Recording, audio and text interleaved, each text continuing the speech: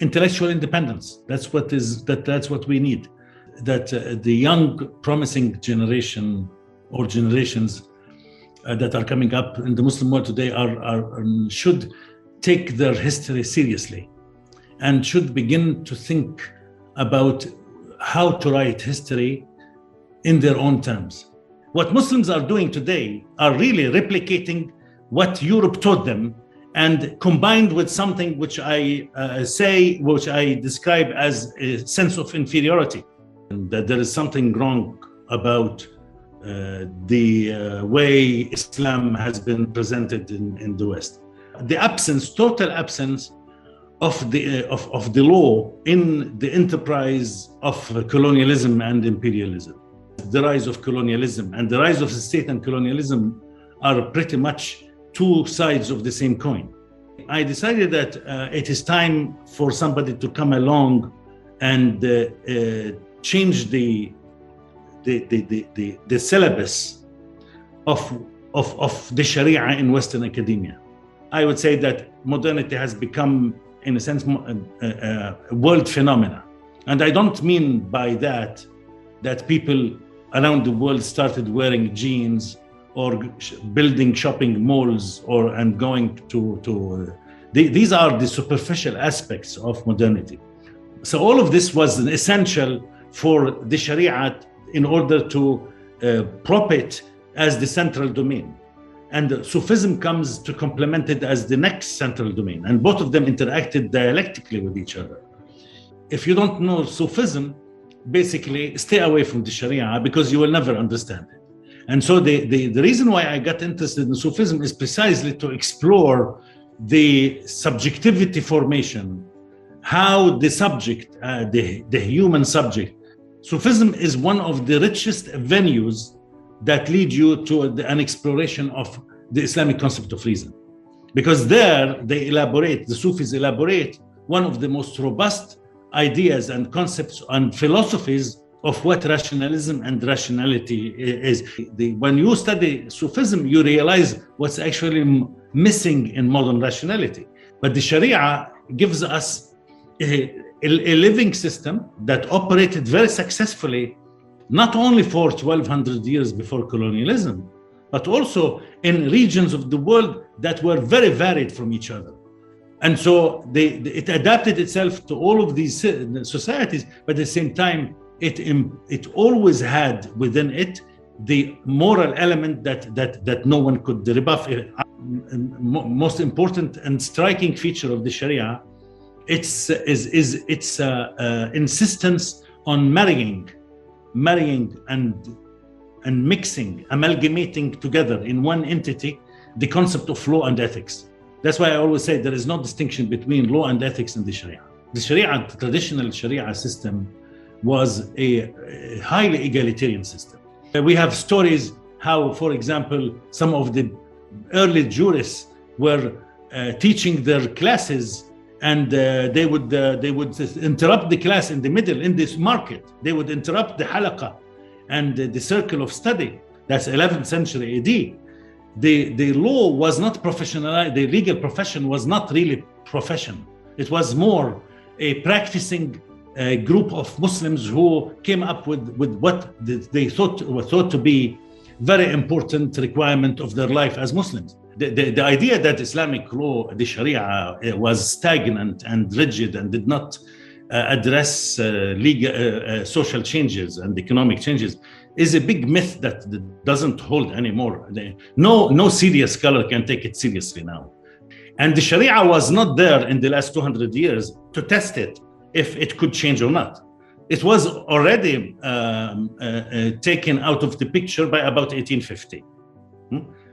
By 1860, 1870, Islamic governance cannot arise in modernity as long as the forces of modernity are strong and going with force as they have been.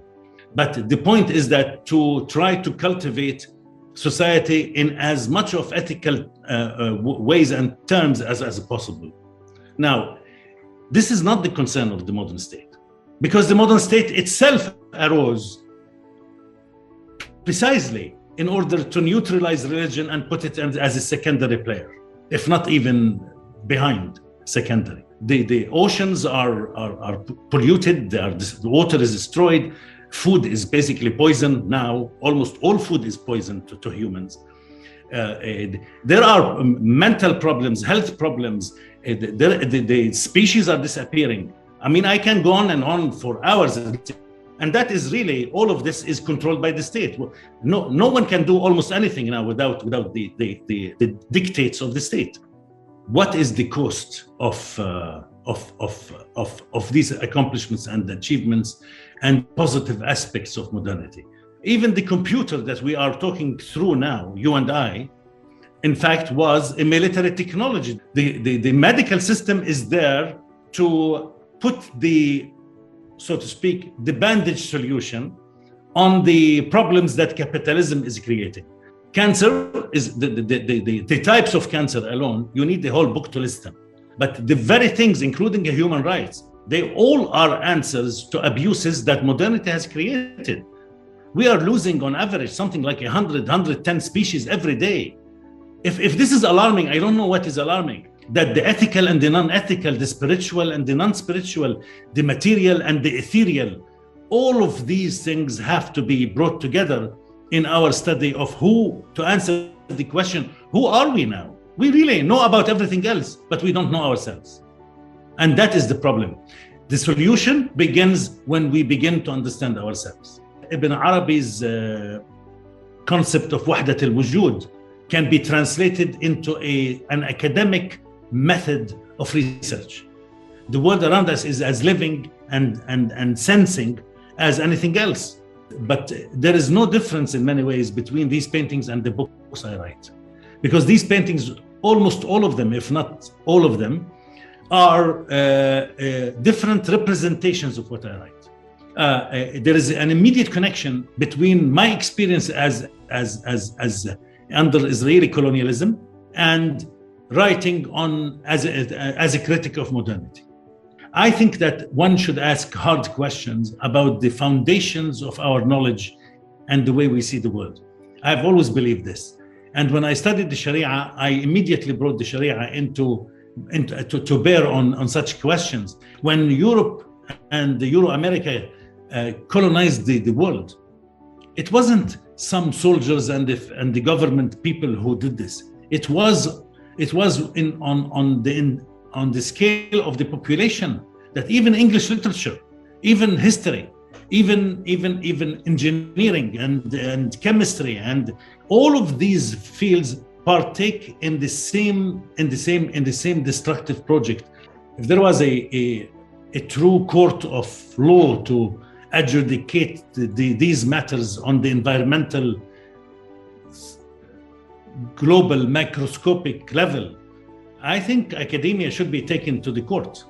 Language is the vehicle of our thought.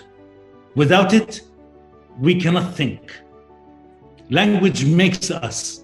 Language forms us. And so we need to give it special importance.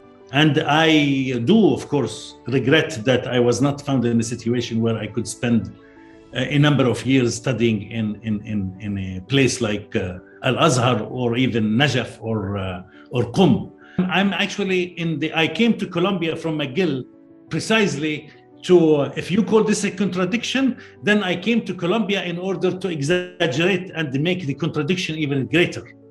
Because I came to Colombia because I wanted to be in the middle of it, really. So we need to dig the archive of the Islamic past in order to figure out what kind of constitutional arrangement Muslims have. My main worry now is that there are too many things on my table, and I'm not sure how much of these I can deal with before I pass along like all other humans.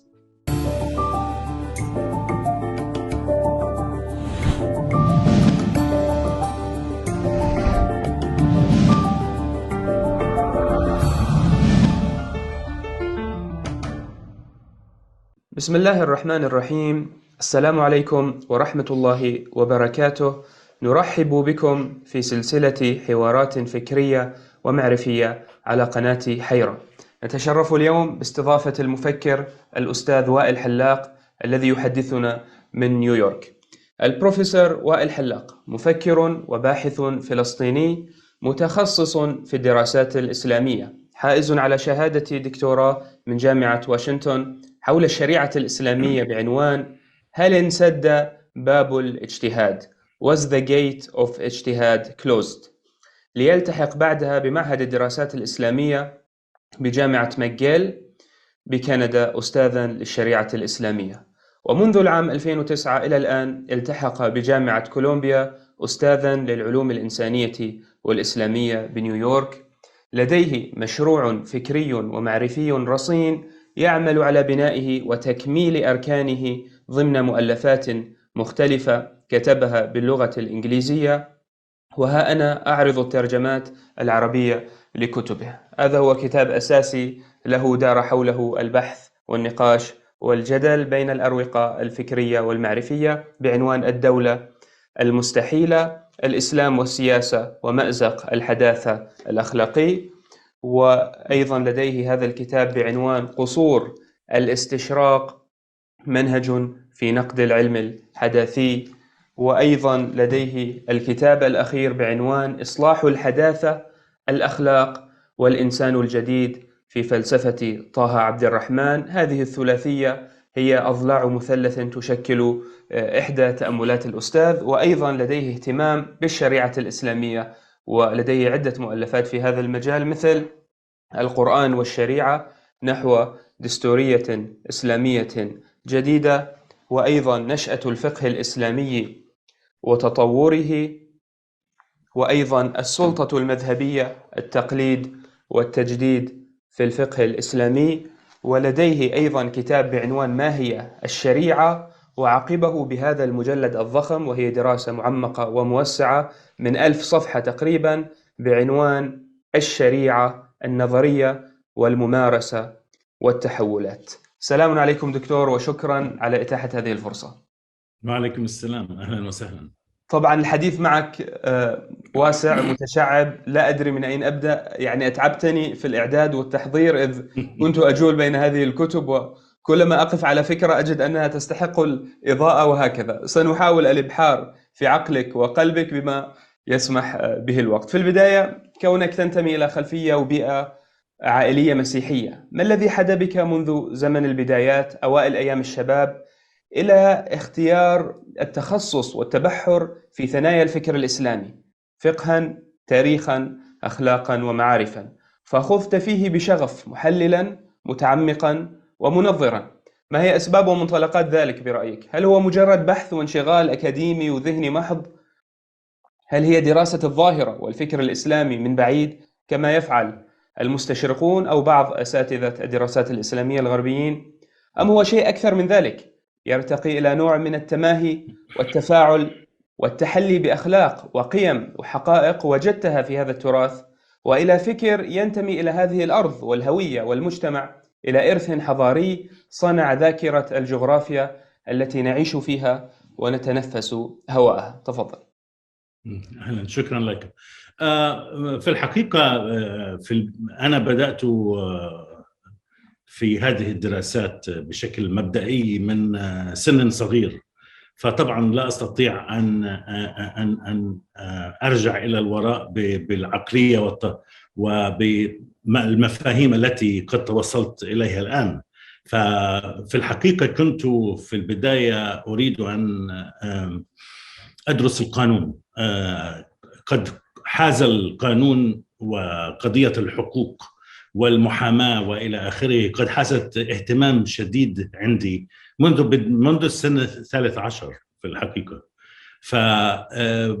فأردت أن أدرس القانون، ولكن لأسباب سياسية في ذلك الوقت، هذا كانت حوالي سنة 1973 عندما نشبت الحرب، حرب أكتوبر بين مصر وسوريا والأردن ضد إسرائيل. لم أستطع أن أحقق هذا الحلم، وكان هذا الفشل بسبب السياسة، عفوا هذه نيويورك، فهذه الأصوات دائما موجودة حولنا. نشأت طبعا ظروف لم تمكنني من الاستمرار في ملاحقة الحقوق في كلية الحقوق، فذهبت ودرست أشياء تتعلق بالشرق الأوسط ودراسات السياسة والتاريخ وإلى آخره. ولكن الحلم بأني أدخل في المجال الحقوق والمحاماة وما سميناه في ذلك الوقت فقط هذا، وهو الحقوق والمحاماة، وليس لم يكن لها اسم كالشريعة بعد. الأهمية الشريعة لمن يذكر ولمن عاش مثلي منذ الخمسينات والستينات يعرف أن الشريعة قد أصبحت لها أهمية ولها اسم استراتيجي بعد الثورة الإيرانية. فعند ذلك كنت فقط مهتم في القانون، فلذلك حاولت أن أرجع إليه في الدراسات العليا عندما ذهبت إلى الولايات المتحدة لتكملة المشروع الدراسي.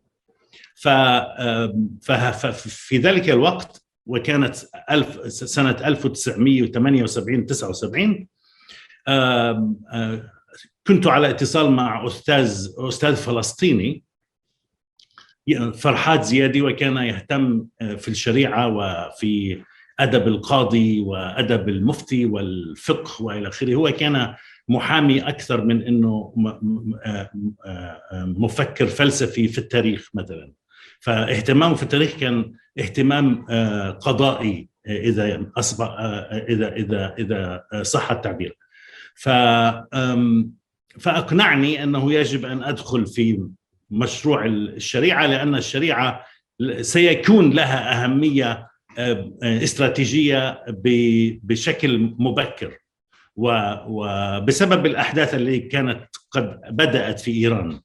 فكان عنده بعد نظر في الحقيقة مذهل إذا كنا قد نظرنا إلى ما حدث في ذلك الوقت من النقطة الحالية من الحاضر.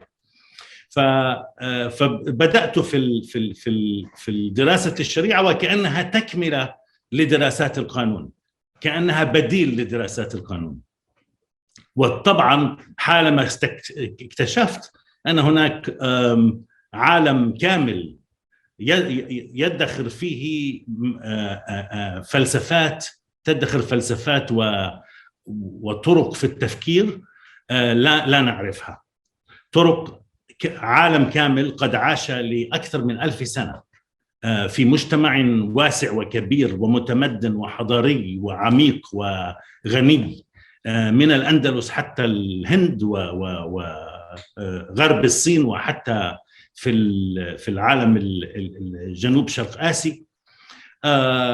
فبدأت في الاستكشاف تدريجيا أن هناك أصول الفقه قد كان من أول المراحل التي دخلت بها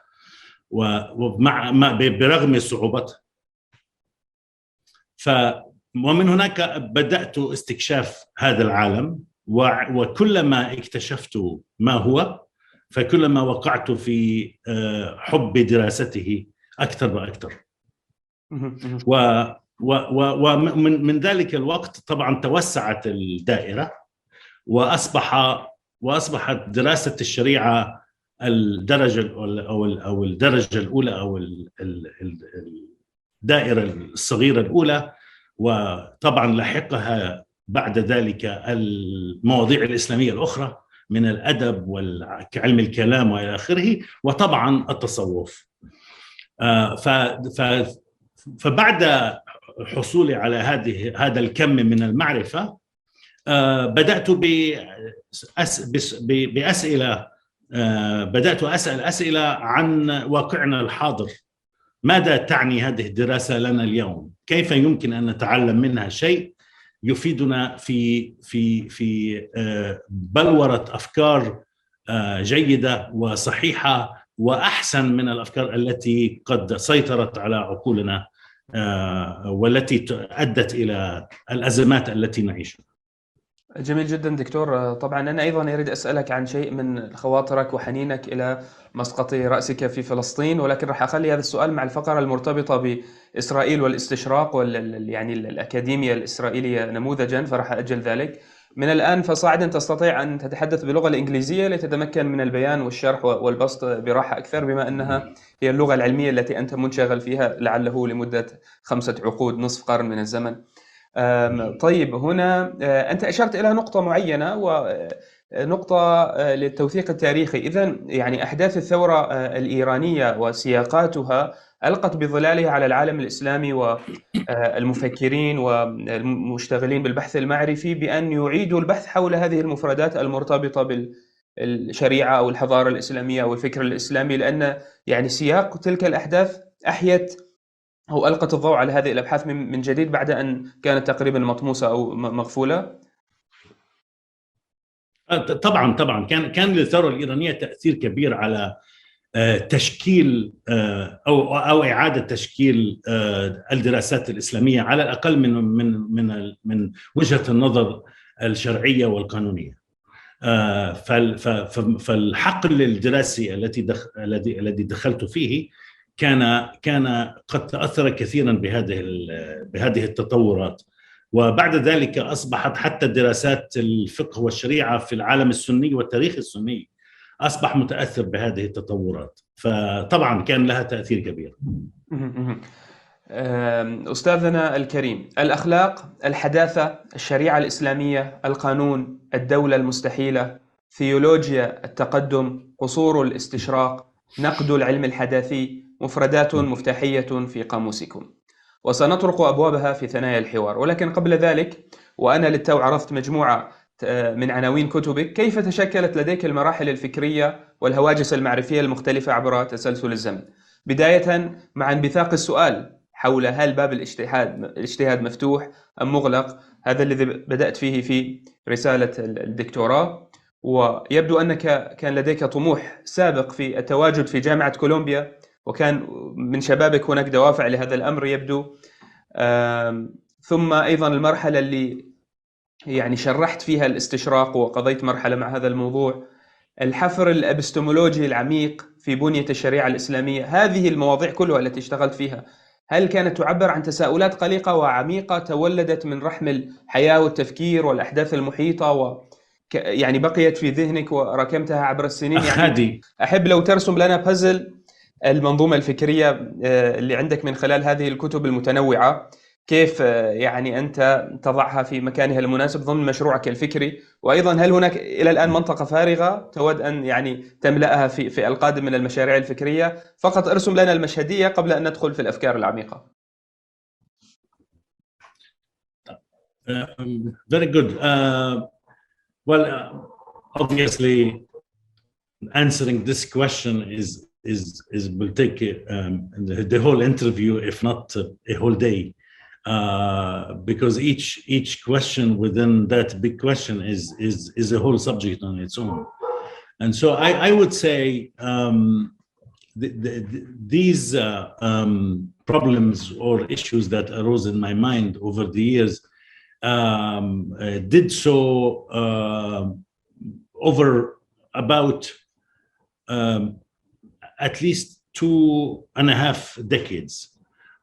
In the very beginning, in the first 10 years or so after I started my career as a scholar, and I started a little early, too early actually, perhaps, compared to other people. I was just trying to get a handle on what is going on in academia in the beginning. One of the first things I realized was and that was the first big issue that I encountered, was the way Islam in general and the Sharia in particular were presented in Western scholarship. And of course, that time precisely, that's when the monumental work of Edward Said came out. Actually, it came out the very same year I started my graduate studies. And so I cannot say that it was easy at the time for me to read it and understand it. It took me a while understand what was really the contribution of that work. Basically, for the simple problem that my command of the English language was very basic at the time when I even went to the United States. Some people might find this surprising and shocking, perhaps, but that is the exact truth of the matter. It was by hook and crook, basically, that I could manage to get my way through the English language within the first year. And so it took me some time to understand the book. And it was, of course, at the time, as I will perhaps discuss in due course in this interview, it was helpful at least to get the basic encouragement that there is something wrong about the way Islam has been presented in the West. But the most puzzling thing for me was from the very beginning, because that's the first thing I looked for in the book, was the absence, total absence of the law in the enterprise of colonialism and imperialism. Said never touches on anything legal. And to me, that was almost absurd, almost unbelievable, because in my dictionary, so to speak, in my way of seeing and understanding the world of the law is fundamental for the rise of the state, as well as the rise of colonialism. And the rise of the state and colonialism are pretty much two sides of the same coin. The modern state and the rise of modern colonialism are simply two phenomena that are related inside with each other in organic and integral ways. And so that was the first problem. But then I was also very concerned about, at the time, about the manner in which the Islam was presented, the very language that the Orientalists use to describe Islam. And pretty soon I decided to set for myself a very ambitious goal. Again, against all odds, despite my initial education, which was not very robust in the early stages, I decided that it is time for somebody to come along and change the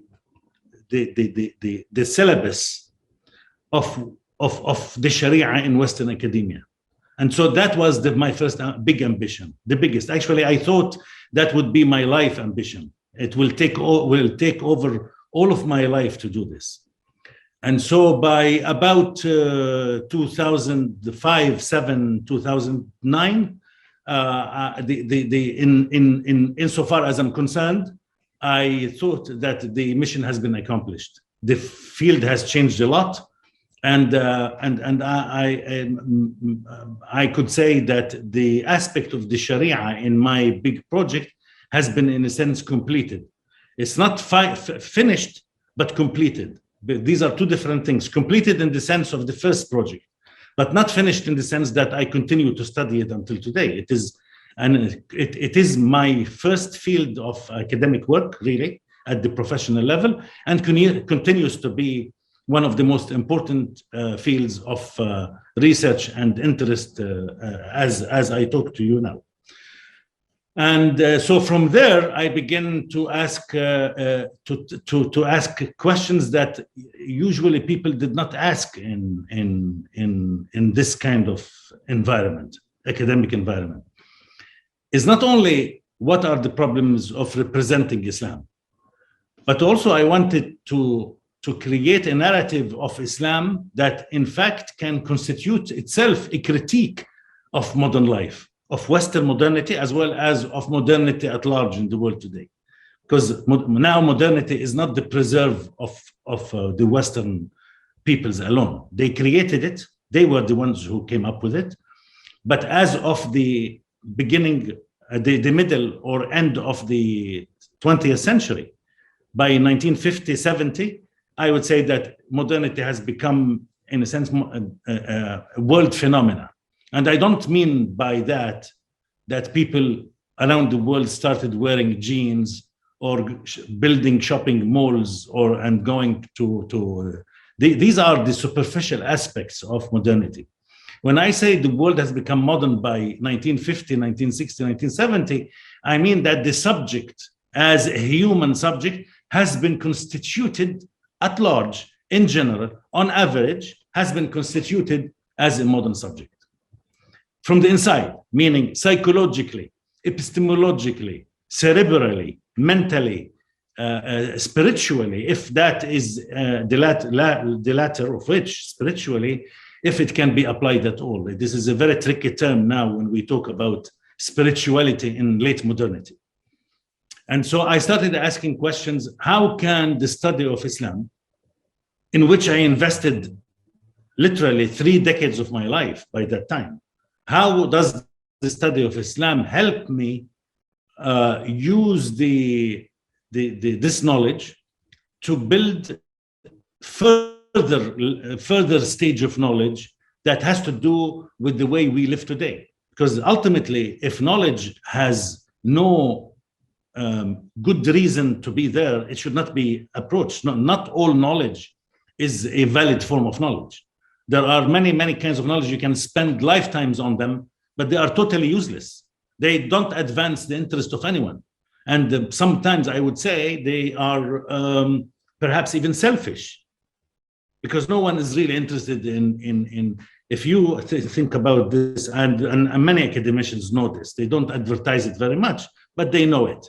Many academicians know that they spend the whole lifetime, they are in academia for a lifetime, they are deriving salaries from these public academic institutions and living kind of well. You know, academicians are not the richest people in the world, but they live well. But at the same time, there are only 10 people in the world who read their works, literally. And so, so I asked myself this question too. By the time I hit about the year 2000, 2005, I asked myself, what is knowledge? What is? How do we establish the boundaries of what is good knowledge, useful knowledge, knowledge that helps in the betterment of the human condition, and what is knowledge that is useless? So these were some of the questions, and of course that carried me into a host of all other questions later on.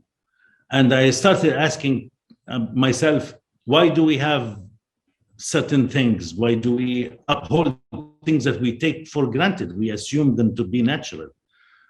But then my knowledge of the Islamic tradition helped me ask the most obvious questions. And sometimes the most obvious questions are the most fundamental questions of all. They lay under one's nose, so to speak, but they are, and they are do not get to be asked in any fundamental way, or even we are not sometimes aware of them, yet they are the most important question. And so I started asking questions. Why do we have such things as an anthropology department in the university, a history department? Why do we have engineering? Why do we have business? Why do we have this or that? Why didn't the Muslim world, and then of course I got interested a little bit in China and India, why didn't the Muslim world and other parts of the world develop certain fields of knowledge that we have today? So if I were to begin with history, that's a whole bundle of problems. If I were to speak about anthropology, that's another bundle of problems and issues, and so forth and so on. And so the circle kept expanding. And the more I thought about these issues, the bigger the project became. And my worry now, my main worry now is that there are too many things on my table. And I'm not sure how much of these I can deal with before I pass along like all other humans. Very interesting. So دكتور الحين في سؤال هام هنا. الذي يقرأ نتاجاتك المعرفية يرى أن هناك محورية أساسية للبعد الأخلاقي، وكأنما تريد أن تقول يعني أن الحداثة طمست أو يعني أبعدت أو جردت الإنسان من هذا البعد الأخلاقي فيه. فلماذا أينما تقرأ في كتابات وائل حلاق تجد أن الأخلاق هي المحور الأساسي، حتى الشريعة يفهمها بالنظارة الأخلاقية. أريد أن أسألك هنا عن البعد الروحي والصوفي والعرفاني الذي تعتقد به، قبل أن أسألك عن فهمك للشريعة. البعد الروحي أو الصوفي أو العرفاني، ما الذي يمثله لك في فهم الإسلام؟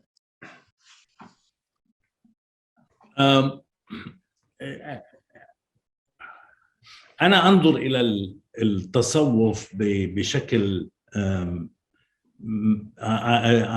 ميكروسكوبي. أنا أتكلم الآن في العربية لنرجع إلى الإنجليزية. I look at the history of the Sharia and Sharia at large as and Sufism not only in terms of detail and detailed study of certain, I keep an eye, so to speak. When I look at Sufism, I do not politicize it the way it has been politicized today. I look at it as a phenomenon that has pervaded the Muslim world, especially after the 3rd century of the Hijrah, which is the 9th AD. I look at it in a way to explain for me the structural formation of Islam. I can, as I said before, I can lose myself. I can spend 40 years studying the concept of love, for example, in Sufism, which is great, which is fantastic. I could even focus on even a smaller, minor issue and spend 40 years studying it. But that doesn't tell me how how Islam operated as a structure. And so when I started looking at the Sharia and then went from Sharia to Sufism, as I did from Sharia to Kalam and other fields, I realized that the Sufism is the exponential extension of the Sharia in almost every way. It takes the Sharia higher and lower, so to speak. It connects it with the spiritual and divine world in ways that the Sharia itself was not interested in elaborating in any detail, although it did in a basic way. But the Sufism kind of gave the sharh, the annotation of the Sharia from the top, and then of course on the social level, it enhanced the Sharia's social existence and if, believe it or not, economic existence. Sufism was also a social and economic entity, not only just spiritual. But the most important level was really the foundational level of the psyche, of how to deepen the soul, so to speak, how to deepen the psychological constitution of the subject in order to form a better Sharia subject, a better Sharia oriented, anchored individual. And so when I look at the way Islam operated, and this is one of the reasons why I elaborated also on the basis of Foucault and Schmitt, the idea of central and peripheral domains. Central domains are domains that have so much power within a system that the peripheral domains, the other domains that are around, that have to be there to complete the picture, so to speak, of society, they stand as in the role of supportive domains. They are peripheral. Doesn't mean they are not important, but they are peripheral in the sense that they are not central. If I were to kind of simplify the picture and draw a certain schema of what how Islam operated, I would say that Islam sat on two in very important ways. One is the Sharia, and the other one is Sufism. Because if you look at for example, the other fields, they are either submerged in these two, or they are supportive of these two. If you take, for example, adab in the traditional sense, not in the modern sense, adab before the 19th century in Islam was a substrate of both the Sharia and Sufism. It was one of the ways in which both, especially Sufism, had to cultivate and elaborate and use and utilize in order to accomplish its own purposes. But if you take, for example, let's say theology as such, in the generic sense, the theology, although it established the foundations of religion, but it was supportive of the Sharia, because Sharia needed to be connected with the Sharia is not just about the world today. It is Sharia is an extremely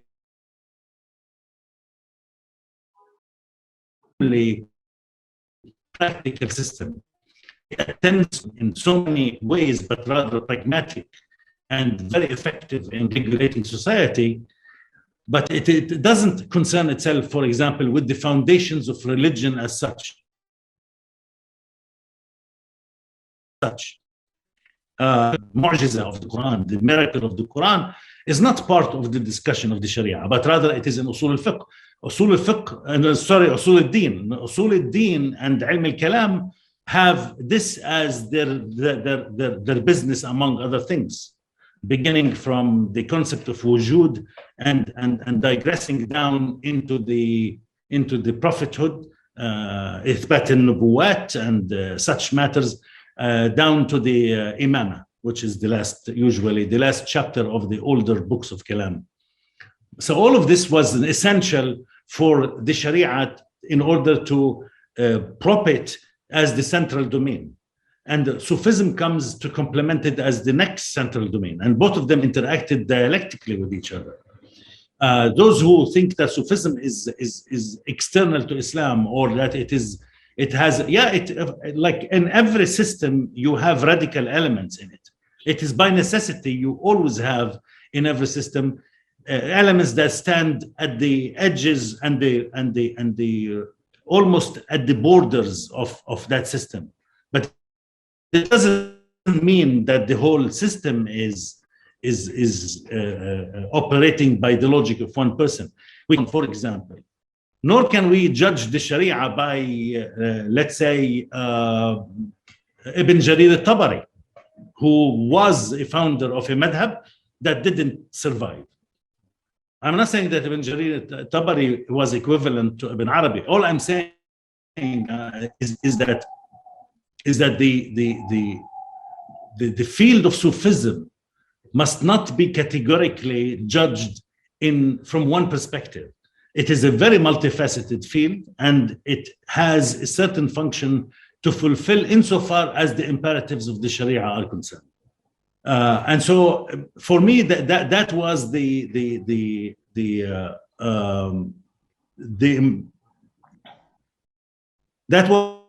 the picture that allowed me to ask the more detailed questions. Is what is the role of, for example, ethics and law here? How did the Sharia as a legal system involve in a very heavy way involve the whole repertoire of ethics, and so forth and so on, and that's how I continued my project. هل تنوي أن تخصص دراسة مستقلة متخصصة في هذا الموضوع؟ يعني لأنه في النهاية هناك يقال كما يقال الشريعة والحقيقة، الظاهر والباطن، وهذا التناغم يعني والتكامل الدائم بينهما. طبعا أنت عندك ظاهر الأحكام والعبادات والشرائع الموجودة في الإسلام لها آداب معنوية، لها أسرار، لها بواطن، ولها نوع من التحليل اللي دائما يربط هذه الممارسات الظاهرية بعلاقة الإنسان بالله، أو بتعزيز المعطى الروحي الذي يرتبط بالتجربة الروحية عند الإنسان وبعبوره لمراحل من الإيمان أو التقوى أو اليقين أو المراحل الروحية العالية. وبالتالي يعني هذا البعد هو البعد أيضا الذي يتجلى في سلوكيات الأفراد أيضا. فألا تشعر أنه يتطلب دراسة خاصة من خلال الشريعة في ذاك البعد؟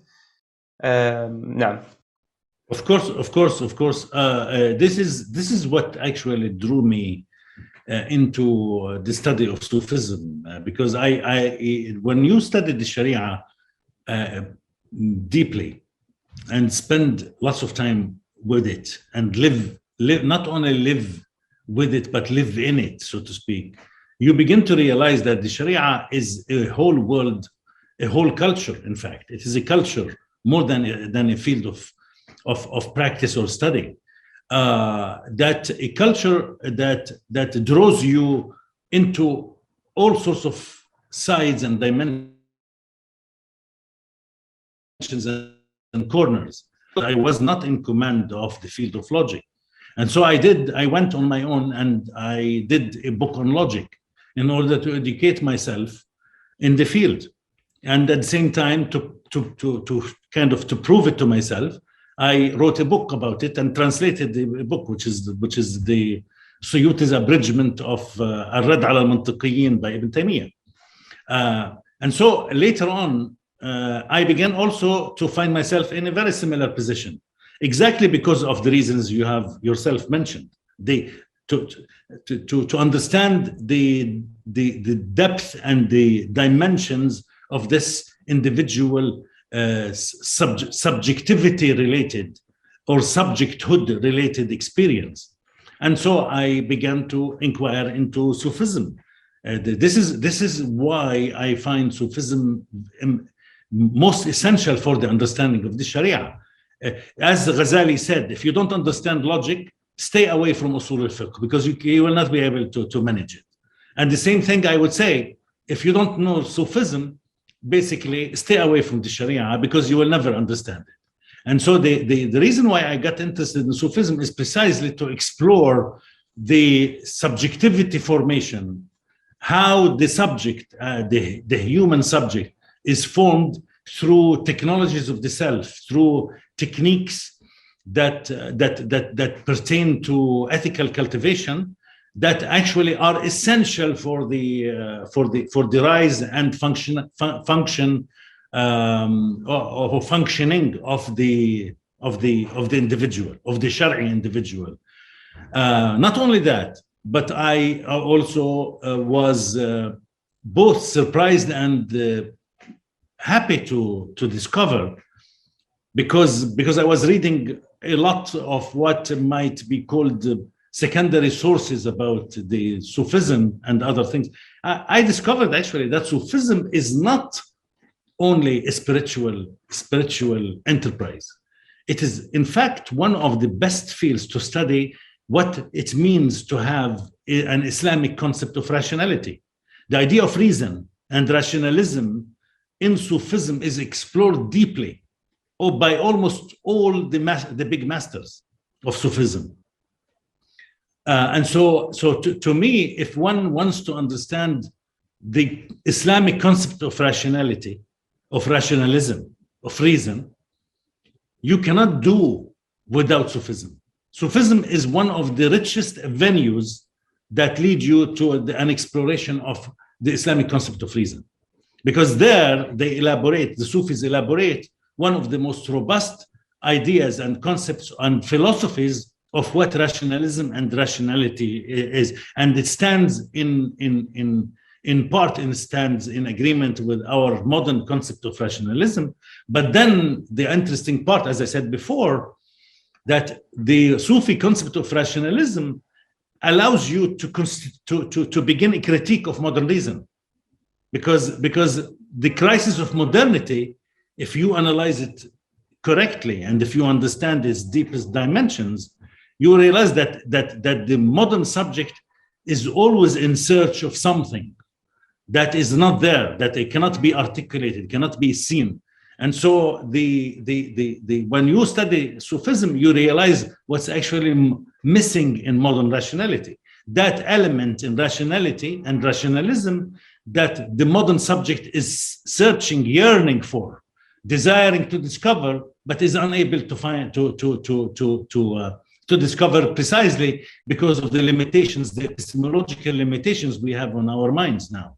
We live in a particular prison of the mind. We think we are intellectually free to do, and yes, perhaps we are to some extent intellectually free to inquire into anything we want, but it doesn't need always, you don't need always to have an actual prison and a prison ward for you to be a prisoner. Sometimes some people are prisoners by sheer fact of the way they think about the world. And we as a society, actually, we tend to be quite limited in our thinking about what is the most important thing in our life, our reason, because without it, we are nothing. Our reason is the basis of everything we do, everything we think about the world.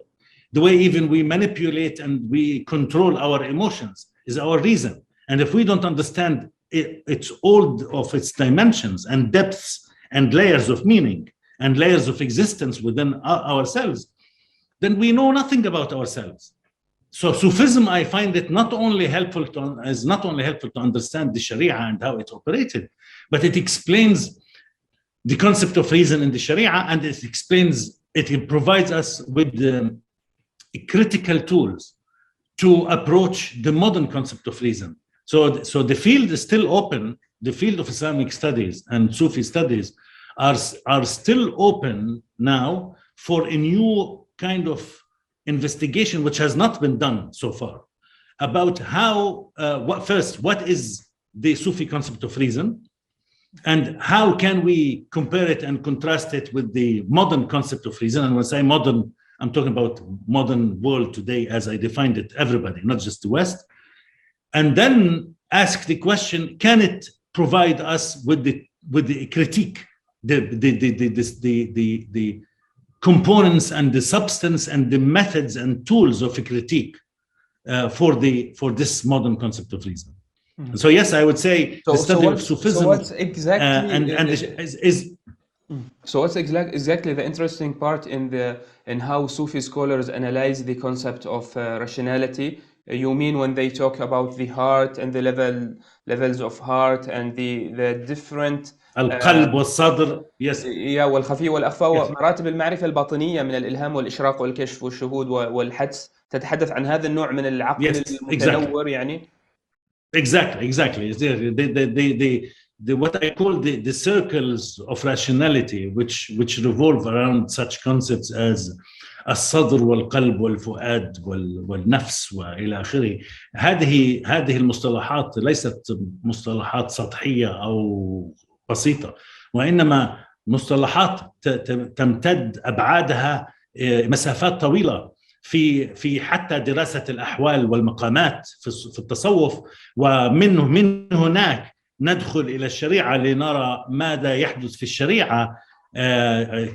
يعني مثلا نأخذ تمثيل آخر analogy you can go back to English, وهي مثلا I'll ask in Arabic but you can go back to yes I'm sorry I keep, because now we are talking two languages, it's difficult to be aware always of what I'm doing, but what we can do is we can look at another analogy, which is the analogy of the study of, for example, hadith in علم الحديث والتعديل والتجريح and so forth.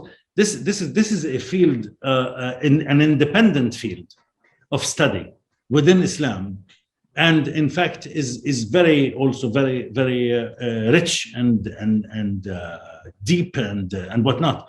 But at the same time, if you look at usul al-fiqh, it also occupies itself and preoccupies itself with the concept with this field as well, but it does it from a different angle.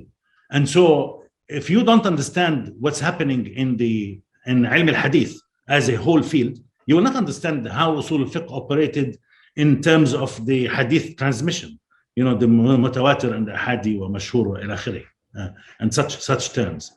And so there is no way, that's another conclusion we can reach. There is no way for us to segregate an Islamic field and consider it to be an autonomous field that can be studied on its own. Even in modernity, we cannot do this. It's really, to study history properly, you need to know anthropology, you need to know philosophy, you need to know many things. But in the Islamic world in particular, everything was interconnected. Everything went hand in hand with something else. And that something else was something else until the circle, so to speak, of what we call Islam at large was formed. And so to study the Sharia, it's impossible to understand it if we don't understand many other fields around it, from logic to kalam, and especially to Sufism. نعم. لو تسمح لي هنا دكتور، نقطة مهمة، تداخل يعني الأبعاد المعرفية للإسلام من خلال مختلف هذه العلوم. لكن هنا سؤال، طبعا أنا أريد أسألك من حسب دراستك في هذه الكتب، ما هي أبرز نقاط القوة التي تراها في الشريعة الإسلامية؟ يعني الأبعاد الجميلة والرائعة التي تراها في الشريعة الإسلامية، والتي من الممكن أن تكون بديل للأنظمة الوضعية المعاصرة في يومنا هذا. أنت طبعا عندك نظرية أنه الشريعة الإسلامية في القرنين الأخيرين نحن نفهمها بنظارة الحداثة ومن رحم الحداثة، فهي تغيرت تغيرا جوهريا، حولت إلى قانون وقوانين صارمة وجامدة ومعزولة عن سياقها المتكامل ومجردة عن بعدها الأخلاقي، وأيضا تطرح على ذلك الأمثلة.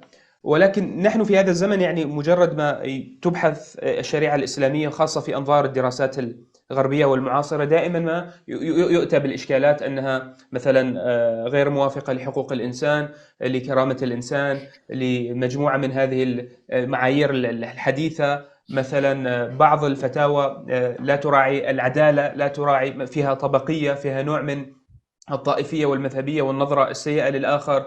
دائما يشكل على الجهاد وأنه شبيه بمفهوم الاعتداء أو الاحتلال أو الظلم، وهكذا من أمور أنت تعرفها. وينبري الفقهاء المسلمون للدفاع، للتبرير، لمحاولة مواكبة العصر، لمحاولة يعني إظهارها بصورة عقلانية مقنعة ومشاكل. هذه الإشكالية كلها خلينا نحن نفهم أنه أنت كيف تفهم مكامن القوة والروعة والجمال في الشريعة الإسلامية السابقة قبل ما تكون هي تغيرت. نعم. Yes. The most striking thing about the Sharia before the 19th century, when it was colonized and destroyed effectively, we can talk about this later if you wish, was that the Sharia was a system of morality that produced law as an expression for worldly order. In other words, the foundations and the context in which the Sharia was found was first moral, and then the techniques of the law comes in order to articulate this morality in a way that is what we call law today, or rather regulation of the social order. Because after all, the primary function of the Sharia is to organize society. Although again, if you want, we can talk about this. Society is a very dangerous term in English. Mujtama in Arabic, it's still is a kind of a modern term that has all sorts of political and other implications. But I use it now in a rough way, in the general sense of the term. The Sharia's importance lies in not only in for us to first to know what the real history of the Muslim world was. We don't know anything about it. The Sharia was never historicized as a field of study, except at the hands of European scholars, the Orientalists. The Sharia was studied as an existing system of practice by Muslims, but it was not studied as an academic field. It was studied as an applied field, as a way of living. When the professors taught the shuyukh, taught the students to love the Sharia in these circles of study, the halaqat, etc., they were teaching them how to live it, how to practice it in society, how to become the ulama of the social order. The first time the Sharia was studied historically was by the Orientalists. We don't know that much. We don't know anything about the history of the Sharia except through the eyes of the legal Orientalists. And so the first function is really to uncover this history for us, meaning for Muslims and Arabs and others in the Muslim world who want to understand what exactly was their history before the 19th century, and not rely on what the Orientalists tell us, because the Orientalists wrote it from their own perspective. They were even if they were not colonialist officers, even if they did not serve in the colonial armies, and very few of them were really outside of that system, if you think about it very accurately and precisely. Many of them were, but suppose if they were not, still they are the product of another culture, another society, another form of interest, another ladder of priorities. And so they wrote the history of the Sharia from their own perspective. So if I were to ask you, if I want to eat a dish and I ask you, do you like it, and rely on your taste to taste the dish, how do I know that I will like the dish? You may like it, you may not like it, but I have a different taste altogether. True. And that's exactly the same thing. Doctor, let us delve more in your understanding of Sharia. Let us delve more now in your understanding of the main positive points of Sharia. No, I'm trying to enumerate for you why the study of Sharia is relevant for now, for our present academic enterprise. Why should we pursue it? One is that we need to study it in order to recover our own history, so to speak. The second is also to uncover something which is rare nowadays, which is the way a legal system operated within within a thick structure of ethical consideration, of ethical value. There is a whole history in Europe that people are not very aware of. I elaborate part of this history. I elaborated it in The Impossible State, but there is much more to be said about it, which is that sometime in the 15th and 16th centuries in Europe, some movements began to arise that culminated in the 17th and 18th century in a separation between ethics and everything else. So ethics was separated from everything else. And so this new history has become the way we conceive the world today. It's kind of what became naturalized, and we cannot think of anything else. But the Sharia gives us a living system that operated very successfully, not only for 1200 years before colonialism, but also in regions of the world that were very varied from each other. It was the legal system that operated from Muslim Spain through North Africa, all what is considered today the Middle East region, the Iranian world in all of it, which is bigger than Iran today, and to most of India, and down to Western China and Indonesia and Malaysia today. All of this history before the 19th century was pervaded by the Sharia. And so it adapted itself to all of these societies, but at the same time, it always had within it the moral element that no one could rebuff. Either you accept it or not accept it. This is the Sharia. And so I'm interested in the dialectic and the relationship between the integral, organic, inseparable relationship between law and morality, law and ethics within the Sharia as a model for us to first to understand that history, but also to ask questions about the present. So yes, if you want a summary of what I've said, the most important and striking feature of the Sharia is its insistence on marrying and mixing, amalgamating together in one entity the concept of law and ethics. That's why I always say there is no distinction between law and ethics in the Sharia. جميل جدا. دكتور، هنا على نحو الأمثلة أريد أسألك حتى توضح هذه النظرية أنه لا يوجد افتراق بين يعني الحكم الفقهي والأخلاق في الشريعة الإسلامية، ولن أقول قانون لأنني قرأت لك. طيب، هنا سأخذ مثالين وحبذا لو توضح هكذا باختصار وبعمق جميل.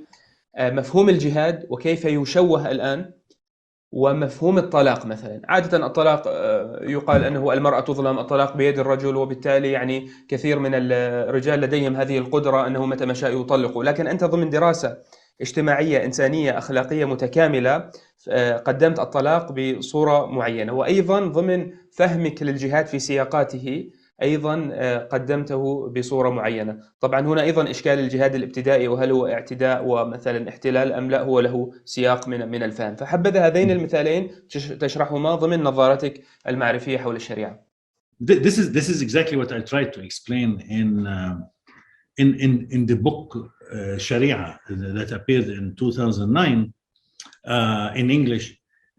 I tried to always keep an eye on, in order to understand the justice, so to speak, of the system. I always thought that it is important to keep an eye on the internal logic and how the Muslim Jewish and Muslim society itself articulated the priorities of life in Muslim society.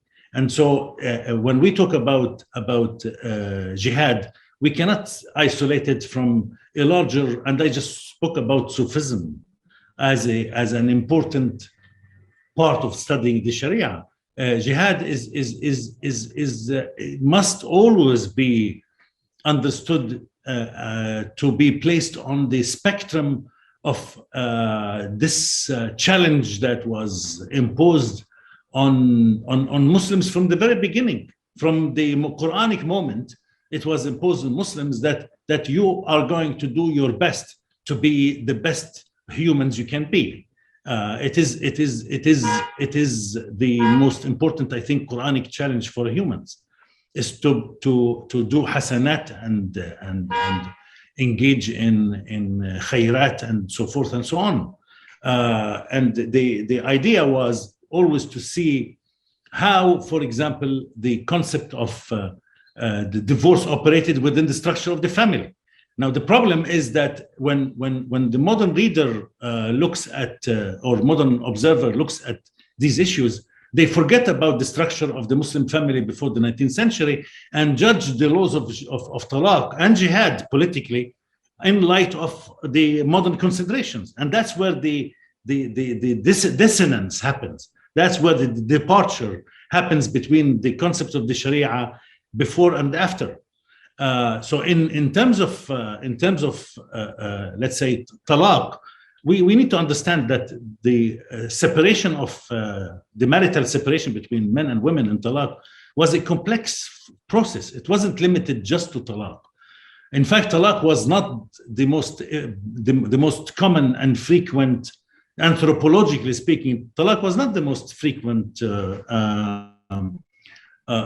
form of divorce, because it was extremely costly for men. And in fact, probably some women couldn't wait for their husbands to divorce them through talaq, because actually they got benefits that they would not have gotten if they were to go through another route, such as, for example, and so if we understand the structure of the marriage in Islam, the idea of the wife's entry into the marriage with dower and mahr, etc., and the economic rights that she's entitled to within the marriage. Many people, by the way, know nothing about this today. Is that Muslim wives under the Sharia were not just entitled to the muakhar of the mahr and some idda compensation and alimony. They were entitled to much more than this, and the Jews allowed for so much within the marriage that when talaq happened, the husband really foot the bill, a big bill here. It was very costly. Imagine that in the Sharia, in fact, if the divorce happens, the wife can even claim labor charges, labor fees for cleaning the house throughout the marriage. She can charge for nursing, rida'. That's her own children. So the husband has to actually pay her what he would have paid for a murdi'a to come and nurse his children throughout their lives in infancy. And so these elements are always taken. In fact, they never entered the codification of the family laws that happened in the 20th century. If you look at the 1917 law, Ottoman law of family law, and other laws that were enacted by the modern state, all these rights disappeared for women. And so we cannot separate talaq from there is an ecology within the Sharia. Because if you read if you just read carefully, sociologically and anthropologically, you read the works of the Sharia, you realize that we are talking about an entire complex social system that has checks and balances, that has many factors countervailing each other, working with each other, against each other, in order to produce what might be called a whole society. You have even society was more complex in many ways than ours today, because it involved the extended family, the family that consisted of many individuals. If you look in the Sharia at the Bab al-Nafaqat, the books on the chapters on family support, and I cannot call it spousal support, or it's family support, because the support went to everybody, it around, from fathers to and mothers to children, to even on the sides uncles and even the slaves of the family, the riq that worked in some families, and so it was a complex system that needs to be excavated economically, socially, and in every other way, in order for us to understand how justice was distributed in Muslim society. So we cannot just say, oh, the man has the power to divorce, as we made it in modernity, and the woman is the victim. It was much more complex than that, and there of course were always powerful and weaker members of society, but the system always operated in order to remedy these things. Once the modern state started legislating and reforming the law, all these balances and ecologies, the ecological balance, so to speak, within the sociology of the law disappeared. And that is what I'm saying, is that we need to go back and study the Sharia in a way that is totally different than what we have been doing it so far.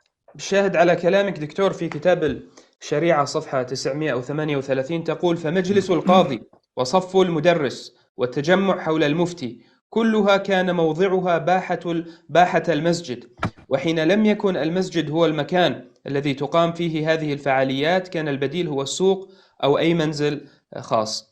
فالشريعة كانت قد مثلت في جزء كبير منها ومعها التصوف معرفة ثقافية أنموذجية، وكانت بتشابكها مع الأعراف المحلية والقيم الأخلاقية والممارسات الاجتماعية طريقة حياة. أنت جالس تحاول تصور المشهد أنه القضاة والمفتين والفقهاء كانوا في عمق المجتمع، فما كانوا معزولين عن المجتمع والإنسان والأخلاق والعادات والعرف وما تؤكد عليه بالعرف، بخلاف ما حصل بعد الحداثة من تحويلها إلى مجرد قانون ودستور. وصحيح إذا بس تعمق هذه الفكرة.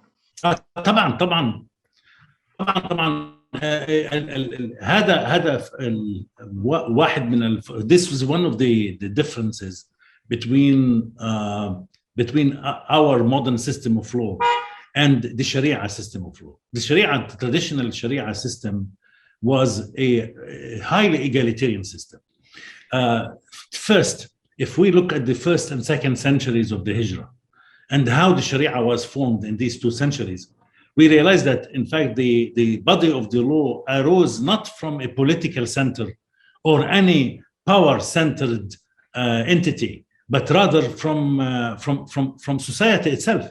The experts of the law in the beginning, the ones who studied what became the Sharia, were mostly artisans, like leather sellers or shop owners, people who worked in regular jobs, and they dedicated all their free time to the study of the Sharia. So they were This is almost why fuqaha, huh? we- Also, the people of the bazaar, they were almost fuqaha. Oh, of course. That's why the class, the merchant class, and I'm not talking about only the big merchants, but all merchant classes, including the small, very small, petite merchants, were all within the same circles, and themselves were the early jurists. But what I called in a book of 2005, the early legal experts. They were the prototypical experts of the law, the ones who preceded the fuqaha and the ulama later. And so they elaborated the law from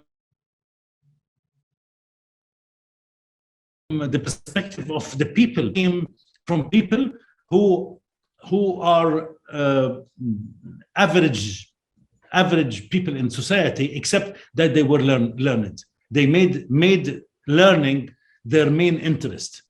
They wanted to work and make money out of a shop in order to be able to do what they loved most, if we were to put it in modern terms. And so we have stories how, for example, some of the early jurists were teaching their classes, and they would interrupt the class in the middle, in this market. They would interrupt the halaqa and the circle of study because the customer came to buy let's say a bag or a kilo of something, and they would sell the customer and go back to teach. And they were teaching tafsir or hadith or fiqh or any of these sciences that were relevant for the development of the Sharia later on. And so the most interesting thing about the Sharia is that until it became professionalized, meaning until people started producing scholars as a class, which means what? That the scholars were producing scholars, meaning in the same family, you have the father producing sons who are in the same business. Until that happened, which is about the 5th century of the Hijrah, that's 11th century AD, the law was not professionalized, the legal profession was not really profession. It was more a practicing group of Muslims who came up with what they thought to be very important requirement of their life as Muslims, which is a code or a body of law that reflected how they should live Muslim life. And that's why it is, the Sharia is social production. It's not a political production. That's what we need to understand. Later on, of course, with power and with the establishment of the madrasa towards in the 4th century a little bit, and in the 5th and the 3rd later on, you begin to see the intrusion of political management. But still, it wasn't a matter of just control and maneuvering and manipulation. It was also the political elite trying to contend with the presence of the law in society, which was, in fact, the most dominant of all. No sultan in Islam could come and say, I'm going to have my own law and we can remove the Sharia on the side. Nobody even dared to think the idea. And so why? Because Sharia was embedded in the social fabric, because it arose in the beginning from the inside parts, from the inner structures of society. There is no way of isolating the Sharia from Muslim society as a sociology and anthropology. It is not like today, the average household, the average is not totally connected and doesn't depend on for example, the operation of the law generally in society. There is a gap between the two, but that is not the case in you live the Sharia on a daily basis. Notice the average Muslim prayed and fasted and did all sorts of things, even behaved in ways that we consider to be customary, but they come actually from the Sharia. I can tell you about the Christian Palestinians in from where I come. until I grew up, I don't know about it now because things are changing in a pace that cannot be controlled. Even Christians in Palestine practice some elements of the Sharia as their own culture. This is part of who they are. دكتور، في موضوع الشريعة وأريد أن أسألك هنا سؤال أيضا مرتبط، وأرجو أن تكون الإجابة مختصرة حتى نتمكن من طرح بعض الأسئلة الأخرى. ما معنى تجميد الشريعة بشكل نصوص قانونية؟ أنت تتحدث في كتابك عن الهند نموذجا تحت الاستعمار البريطاني حينما تحول الفقه إلى مجرد قوانين أحوال شخصية، وأيضا تم تعميمه كود قانوني، وهذا ما كبح جماح القضاة والمفتين في اجتهاداتهم الفردية، وكبح حالة التحليل الهرمنوطيقي المرن السيال للفقه، وأيضا منع مسألة تطبيق الفتاوى بملاحظة السياقات المختلفة ورعاية الأعراف التي كانت ملحوظة في تلك المجتمعات، وكون الفقه يعيش في ضمن خبرة حياتية واجتماعية وإنسانية كما تسميها، فهو ليس مجرد نصوص جامدة. وتحول الفقه إلى قانون يعزى إلى انتصار الحداثة بقواها البيروقراطية والإدارية والعسكرية، وهذا ما أدى إلى مسخ الفقه وموت الشريعة التي عاشها المسلمون سابقا. ما معنى هذا الكلام تحوله إلى قانون، وما هي المشكلة في ذلك؟ يعني كيف مات بتعبيرك أو كيف طمس؟ الشريعة is primarily a socio-hermeneutical system. What does that mean? In order to figure out what would God have done himself if he were to have personally presided over certain situations that we are dealing with. He created us. He created our reality. He created everything. He managed everything. He created the laws of operation for the universe, the way the stars revolve, the way the orbits work. All of this is the work of God, and therefore everything that we do is supposed to conform to a divine wisdom, the way of operation. This is why the Sharia is ethical in essence, because the primary premise in it is that it is it's a moral entity. When God created the world, he created the world with justice, not to mention love and such things, but also with justice. And so when we want to figure out what to do with our life, and yes, God is with us, but not really with us. He hears us, he listens to us, he knows every particular, but we cannot have a direct channel of communication with him, obviously. And so the juris function, the Muslim juris function, is to try to figure out what that will of the divine will of God might have been in this particular situation. So how does he do this? He looks at signs, at what God spoke, so to speak, not spoke only as a matter of language, actual language, but all the indications and signs that he sent to us. It is in anthropology in particular, but also in other fields, ethnography, in the field of ethnology, etc. It is well known that once custom, tribal custom, or codes of behavior that are enshrined in society and in social practice are put in writing, the writing itself gives them certain fixity and permanency. So what happened in the Islamic case, in India in particular, and later on in all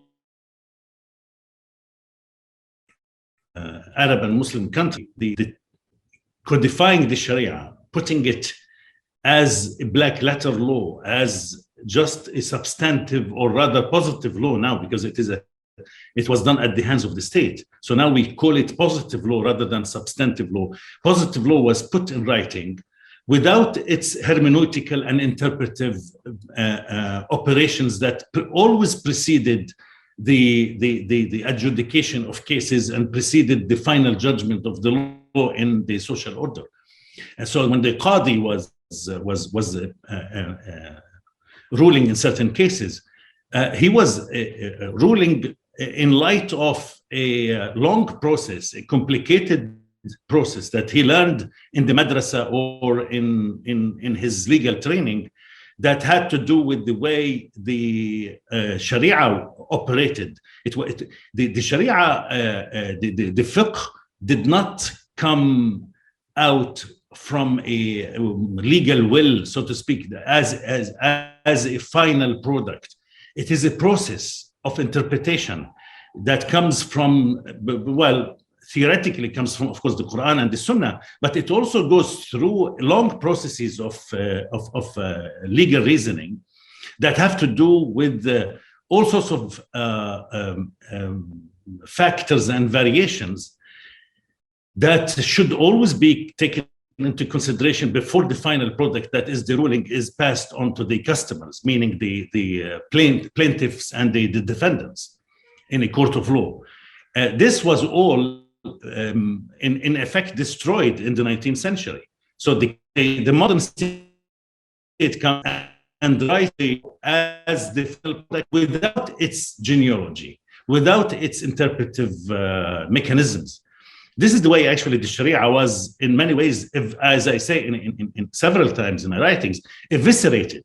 You have an appearance of the Sharia, but you don't have the way it operated from within, because in the 19th century, the entirety of legal education in the traditional sense, that is education that survived from basically the 8th century, that is the 2nd century of the Hijrah, until the 19th century, was totally set aside, was destroyed in effect.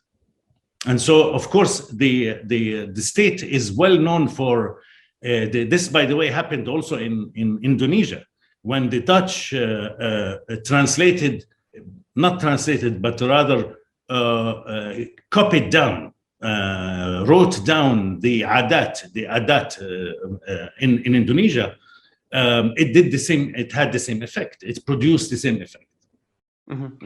So let me raise a question here, Doctor.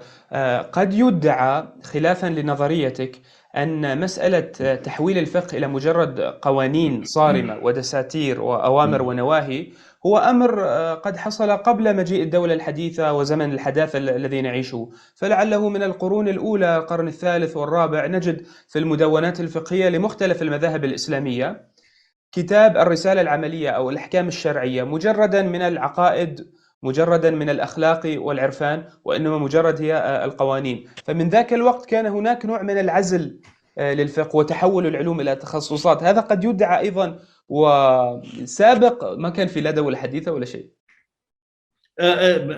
في الحقيقة I think you mean you mean to refer to the مختصرات, such as the Mukhtasar Khalil, or all the Mukhtasarat, the abridgments that happened, that were compiled effectively after the 5th century of the Hijrah. That is not the same as the legal will of the state and the codification of the law in the 19th and 20th centuries. These Mukhtasarats were intended simply to be a means of teaching. So you have the outline, so to speak, but the professor would be taking every line and interpreting it, giving it the so-called sharh and tafsir that would connect it back to the body of the law that existed then, and the mechanisms and the ways of expounding and teaching and reasoning about the law. So this is not the same operation. These are two different operations altogether. دكتور، أنا بسألك عن أحد المفردات. أنت قبل قليل تحدثت عن مفردة الطلاق وكيف لابد أن تفهم في سياقها الكامل حتى لا يساء فهمها. قد يقال أن الذي يتابع بعض الكتب الفقهية لبعض المذاهب يجد أن مثلا مسألة النكاح قدمت بشكل في الفقه بعيد عن الأخلاق والرؤية الاجتماعية والرؤية التربوية والرؤية القرآنية، وإنما هي مسألة بيع وشراء تقريبا، يعني هكذا. وهناك تعبيرات أيضا تشير إلى هذا الأمر. نعم، لو قرأت لنفس هذا الفقيه في كتابه الأخلاقي أو في تفسيره للقرآن ستجد أنه يتحدث عن الرحمة والمودة والمحبة والتسامح وتفهم وبناء الأسرة بناء متكامل ويعطي. أما لو تقرأ كتابه الفقهي يجد أنه يتحدث عن مسألة تكاد تكون يعني هي حقوق وواجبات بالحد الأدنى، بل يكاد يكون الرجل يشتري يعني.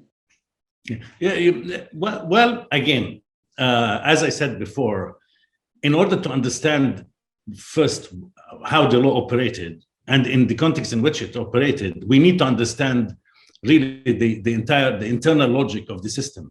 The system operated with certain assumptions, with certain considerations that they had on their minds all the time because they lived those times. We come from the 21st century, and this is a key issue. We come from the 21st century, and we are passing judgments on them, judgments on people who lived literally 1,000 years ago, saying that they were or were not ethical or moral. We don't even understand how they lived. We don't understand. We need to make a special effort every time in order to understand one issue. It will take literally long time to figure out what went into the making of that issue sociologically and anthropologically. When you understand their considerations, the way they thought about the world, the way they thought about their societies and the problems of their societies and how to solve these problems, you will realize that they were as ethical and rational, and they meant as well as we mean today. But it is not fair to come from 1,000 years later and begin to judge people first that we do not understand well and that we have to make a special effort, really lots of effort. It takes years to figure out just one aspect of Islamic history or like any other history. And once we understand the logic of it, the more we understand their logic, their meaning, the logic, in other words, all the rational considerations that went into the way they thought about problems and their solutions, we realize that we are not doing anything different than they did. If we were to condemn them, we better condemn ourselves as well.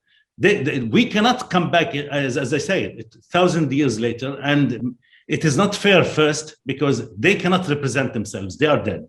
And second, if we were ethical persons, really ethical historians, we need to make sure that we make them, literally, we make every effort that will allow them to represent themselves. Basically, we have to do their work in representation. We have to be fair to them. We have to be fair to them. Yes. We have to keep ourselves in their own shoes.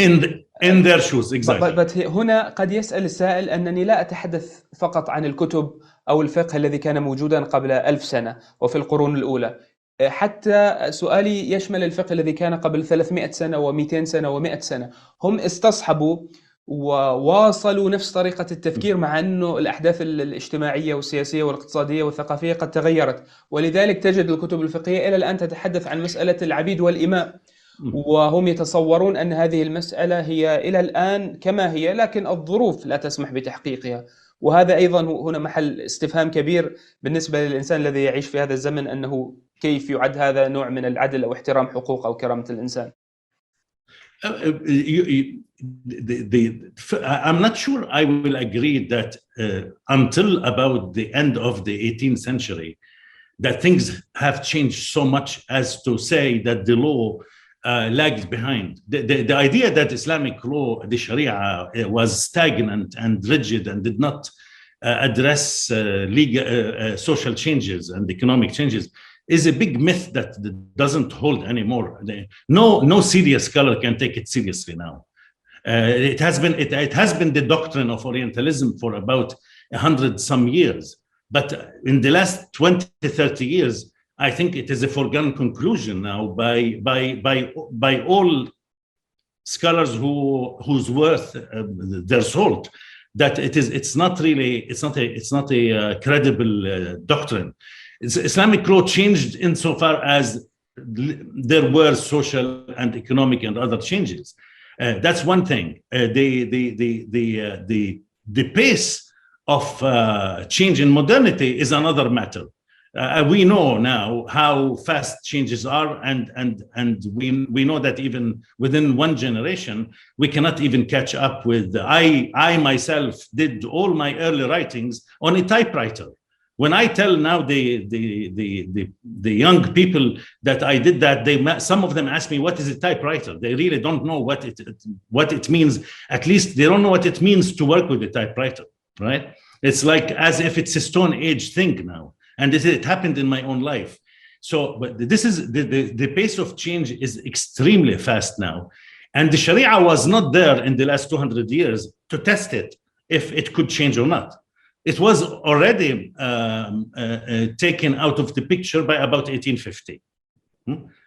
By 1860, 1870, it was largely marginalized.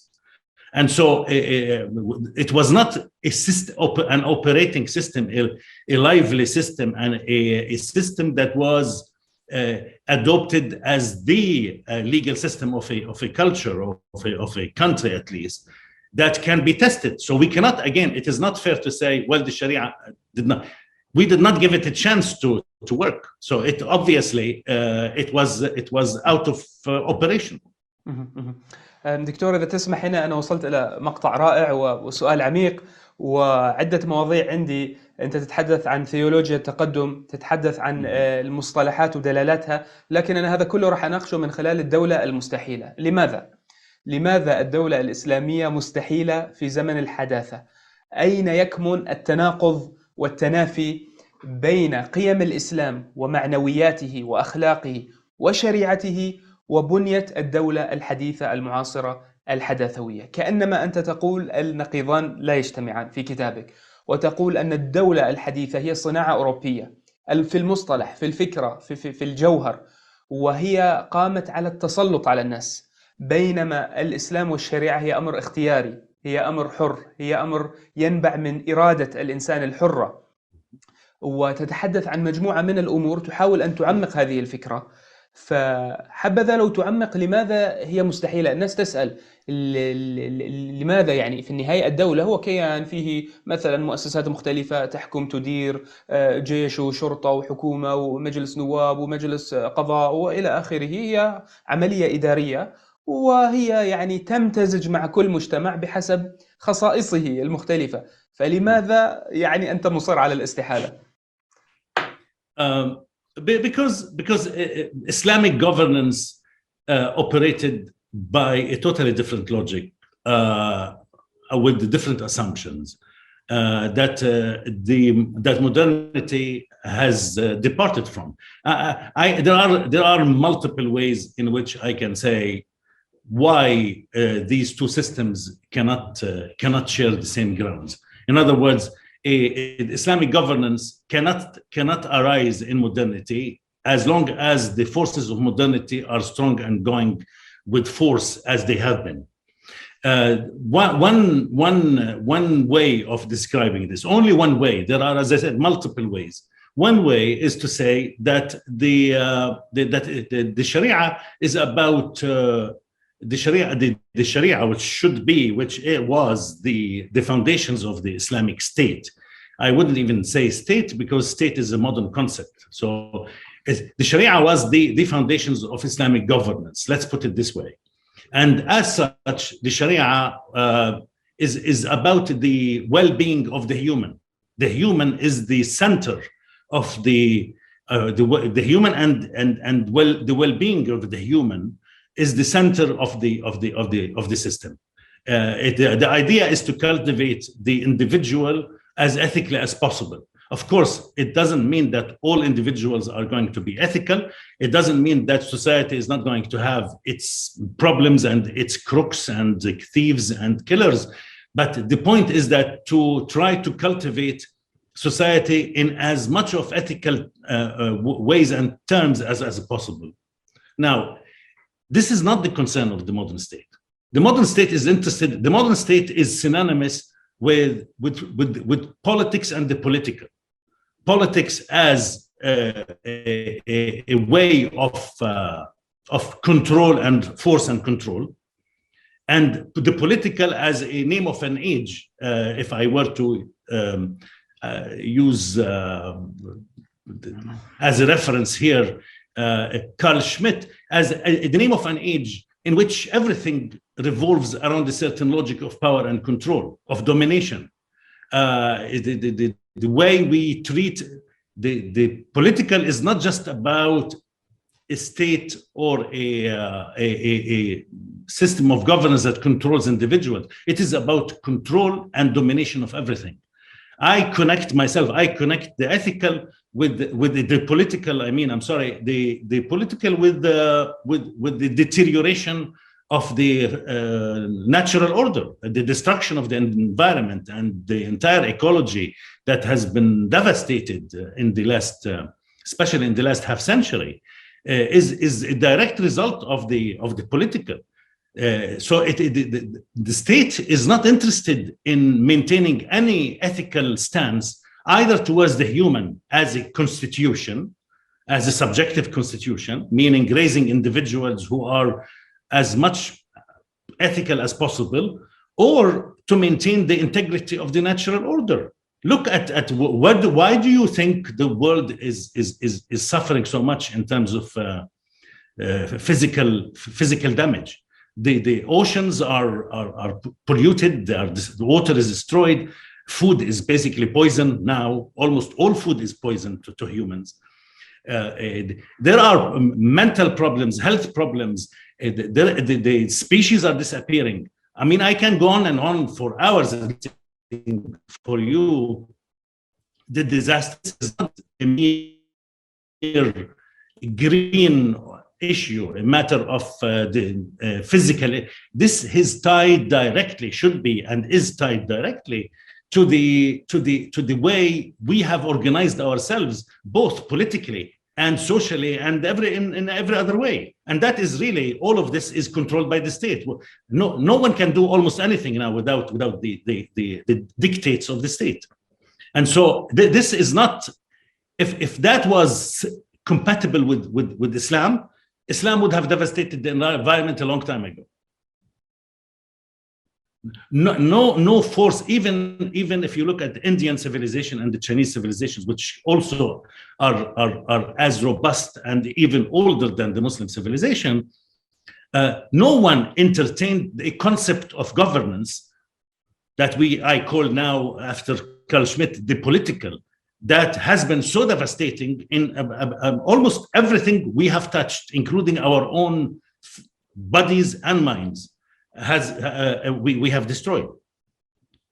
This is a situation that is extremely alarming, and I think any sensible person who is responsible, who is accountable for the younger generations that are now, how do we even look at the people who are in their early years, children with 5 and 10 and 15 and 20 years old?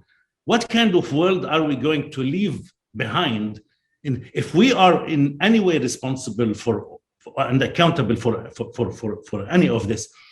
We should begin to think seriously about the ecological, environmental, health, and psychological effects of the political. This is not just about, as I say, it is not just about factories and corporations producing destructive materials and destructive products.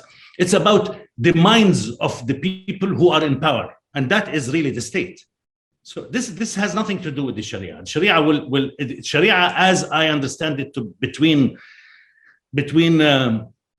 the 7th and 17th centuries, when it was really the ruling order in Muslim civilization and Muslim societies, would not accept any of these conditions of living.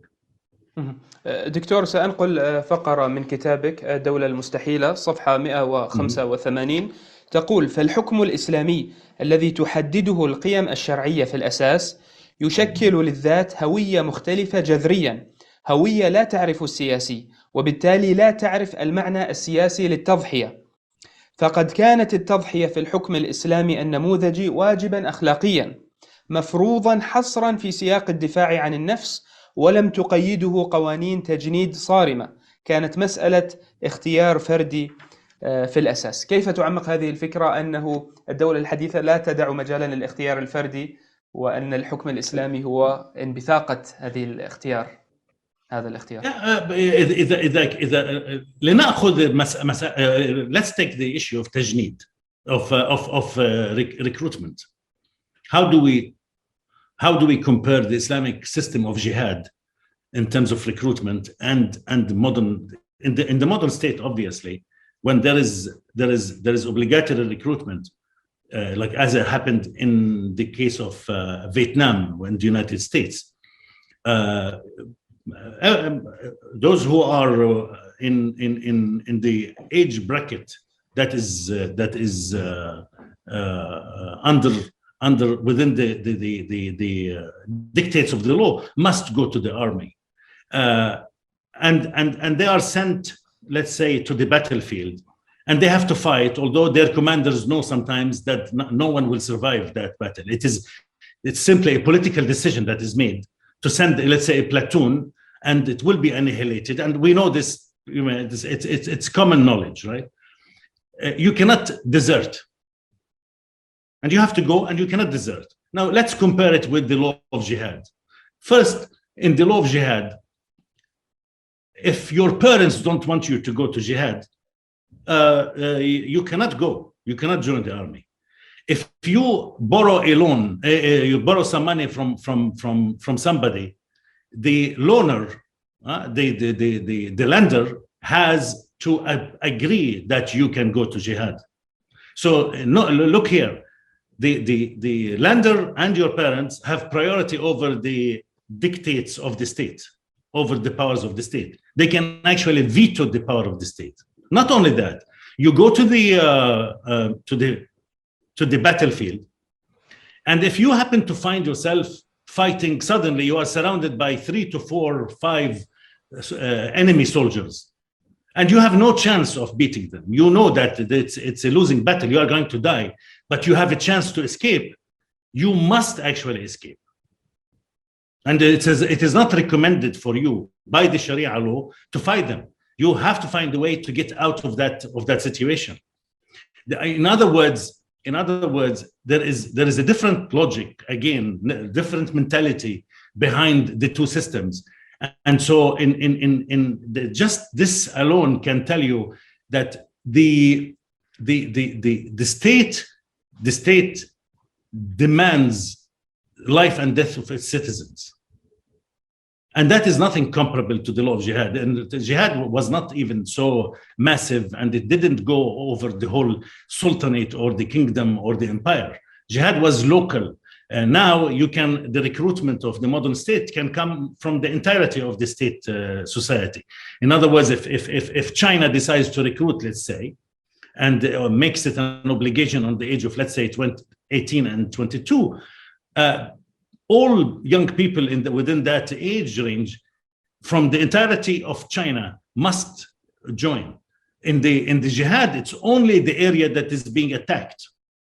دكتور اسمح لي أنا بقاطعك حتى نصل إلى مواضيع أكثر وبسرعة. تفضل. قد يقول السائل لابد أن نكون منصفين وموضوعيين ونعطي كل ذي حق حقه. الحداثة لها إيجابيات بركات كثيرة، حقوق الإنسان، التقدم الذي نراه. لماذا كثير من العرب والمسلمين نجدهم يفرون، يهرعون، يركضون اشتياقا إلى الالتحاق بالمراكز العلمية والجامعات الغربية المرموقة، وأنت مثال على ذلك، ويجدون هناك حضنا ويجدون هناك متسعا لحياة كريمة ولكي يمارسوا أبحاثهم وتعمقهم المعرفي ومشاكل، بل حتى المنهجيات العلمية التي قد تكون موجودة في الغرب. هناك بعض الإيجابيات قد هي غير موجودة في المحاضر التراثية الإسلامية التي تدرس العلوم الإسلامية. كذلك وسائل التواصل كلها، لولا وسائل التواصل أنا وأنت الآن لما كنا نتحدث. فيقولون طيب هذه الوجهة المشرقة كيف تقيمون؟ هذا أيضا إفراز للحداثة، هذا حقوق الإنسان، هذا الضمان الاجتماعي، هذا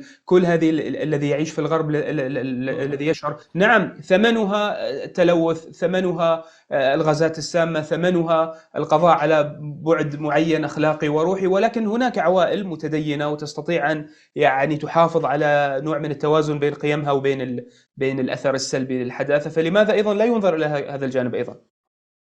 You said it yourself. You actually answered your own question. The question here is effectively what is the cost of these accomplishments and achievements and positive aspects of modernity. Yes, the modernity, in fact, gave us something that no other phase in human history has enjoyed. We enjoy physical and material comforts that no society in the world ever has enjoyed. So today we have, even the poor among us have certain things that some of the middle classes in other societies in historical times never even dreamt of, right? That is taken for granted. And yes, there are privileges, academic privileges, or some other fields of achievements in technology, etc., etc. Everybody knows them. I don't need to list them here. The question is how problematic these are. In other words, what is the price that we are paying for these accomplishments? If let's take something very obvious, and everybody, especially when you reach a slightly older age, you begin to experience a lot. Take the medical system in the Western countries. It is no other civilization in the world reached a point of sophistication in terms of medical treatment as we have today. But if you think about it within the context of the last 200 years and what happened since the Industrial Revolution, you realize that actually this medical achievement is a necessary component and a necessary attachment to the other accomplishments of Western civilization. I don't need to remind the audience that if we look at the history of vaccines, for example, which became a subject became important in the last 2 years. If you look at the history of vaccines, the vaccines became available and were discovered and invented, or whatever the case may be, only when Europe embarked on a very aggressive colonization project in the end of the 19th century and basically it's the second half of the 19th century, really, that so much was developed. In other words, even the computer that we are talking through now, you and I, in fact, was a military technology that later became available to the civic population. The medical system itself would be impossible if it were not for the rise of capitalism. High capitalism demands a sophisticated medical system, because without a sophisticated medical system, you cannot perpetuate the practices of capitalism. Literally, people will die. The medical system is there to put so to speak, the bandage solution on the problems that capitalism is creating. Notice that the more developed the corporation becomes, the bigger it becomes, the more health problems we have. Mm-hmm. Cancer is the types of cancer alone. You need the whole book to list them. The diseases of the body are so numerous that you have dozens and dozens and dozens of specialties now. This is not just sophistication of a civilization. This is a necessary attendant of what it takes in order to maintain capitalist production. So here you go. Which one do you want? So many people are comfortable, and this is the problem with us today. People look at these positives and say, well, we have them. Even if we get sick, the medical system will take care of us. How are we going to take care of us in an organic, healthy way, meaning in a preventative way rather than curative way? How do we bring up healthy bodies and healthy minds? How do you cure the mind? Especially the body can be cured, but how do you, the rate of mental disease is increasing by the day today. The rate of suicide is about to become a pandemic. Among whom? Among the youth. That is very tragic. How are we going to cure the problems of the environment? Yes, we have some aspects that are, but the very things, including human rights, they all are answers to abuses that modernity has created. Admittedly, there are problems that have always existed in human history. I'm not saying modernity created all problems, but the human history, until about 100 years ago, did not destroy the environment on such a massive scale, did not destroy the community and the family, did not destroy the mental and physical condition of the human, did not destroy species. We are losing on average something like 110 species every day. If this is alarming, I don't know what is alarming. I mean, how do you get people to be even proud of what we are accomplishing today when the statistics are telling us that we are living in a dismal situation, dismal conditions? And forget about the wars like in the Ukraine, and suppose these are historical and have always been there. But what about the rest? The rest is much more alarming even than these wars, which are already tragic and quite devastating in every sense. ما تقوله أن ثمن التقدم أعلى بكثير من ثمن الإنجازات الظاهرة التي نراها. دكتور، أنا بعود بك إلى الخلف شوية. طيب، هل الدولة الإسلامية قبل زمن الحداثة كانت ممكنة؟ أنت أيضا لديك بعض التصريحات التي يعني تثني فيها على حقوق الأقليات في الدولة الأموية، ولكن السائل هنا أيضا قد يسأل يقول لو نلاحظ الدول الإسلامية خصوصا في القرون الأولى، الدولة الأموية والدولة العباسية ودول مختلفة يعني كانت هي تحكم في الأقطار الإسلامية التي توسعت لاحقا، هي دول وراثية استبدادية ظالمة مجرمة، قتلت إذا بدأنا من البداية عدد كبير من أهل البيت من صحابة النبي من بني هاشم، تم قتلهم وسجنهم وتعذيبهم وإبعادهم يعني من الساحة نكاية حقدا اعتداء. هناك ظاهرة وعاظ السلاطين، هناك ظاهرة علماء البلاط، هناك ظاهرة استغلال وتوظيف القيم الدينية لمصالح فئة السلطة. فئة السلطة كانت فئة مترفة مستغرقة في القصور والخمور والخلاعة والاهتمام بالشهوات الدنيوية والدنيئة، وشكلوا نوع من الطبقية الحادة بينهم وبين بقية أطياف المجتمع دينيا، حتى تأتي النزاعات اللي تحصل كل فترة بين الفقهاء والصوفية على خلق القرآن، سالة الدماء. فهناك أيضا صورة مأساوية يمكننا أن نلحظها. أيضا المذاهب اللي هي كانت في المعارضة كالإباضية كالزيدية كالشيعة الإمامية الاثنى عشرية وغيرهم، اللي كانت أقليات مضطهدة. في حال إذا ترى يمكن أهل الكتاب وغيرهم يمكن كان عندهم بعض الحقوق في القبال، ابن البيت الإسلامي كان جزء منه مضطهد، جزء منه في المعارضة. فهناك صورة ليست مشرفة، ولذلك أنت تشوف المسلم الآن لا يريد أن يعود إلى الماضي، يقول لك أنا أحمل كل هذا الإرث. فكيف أنت تنظر إليها بوجه مشرق، وهل هي كانت ممكنة؟ أنت يمكن لك هنا نظر وتحليل. Let me first say that everything you have listed is correct. So I'm not disputing the facts that you have. The issue is in which perspective, with what perspective do we see them? Is there any political context in which these things don't happen? If you look at European history, it was much more bloody than the Muslim history in general. Europe was in constant major wars with itself to begin with. The idea of executions, betrayals, etc., everywhere. It was the norm. It has always been the norm and continues to be the norm. If you look at modern history, if I tell you only, we speak about the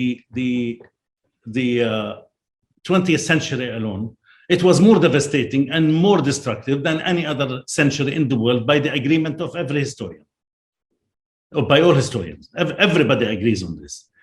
If you look at the let's say the massacres or assassinations that you just mentioned, how do you compare them with let's say the French Revolution or the Russian Bolshevik Revolution? The whole history from Lenin down to Trotsky and Stalin and and so many other, it was a bloody, they were assassinating everything that moved effectively for about 20 years after the revolution. The same happened and longer, much longer, in the French Revolution, the American Revolution, the American War of Independence, the Civil War. Every nation, every state, every political context is by definition requires bloodletting. That's it. So we cannot, and talking about now, and that's really what we need to address clearly here, because this is what you effectively are talking about. You are saying basically that Islamic history is a despotic history, because that's the other things are happen everywhere. But your charge, if I understand you correctly, at least not your charge, but you are presenting me with a scenario in which there is a charge that says that Islamic history in terms of political governance has been despotic. This is the oldest story in the book. This is the story that Orientalism has created in order to justify its colonialism and the colonialism of the Western countries in the last basically 150 years. It started from the middle of the 19th century quite robustly.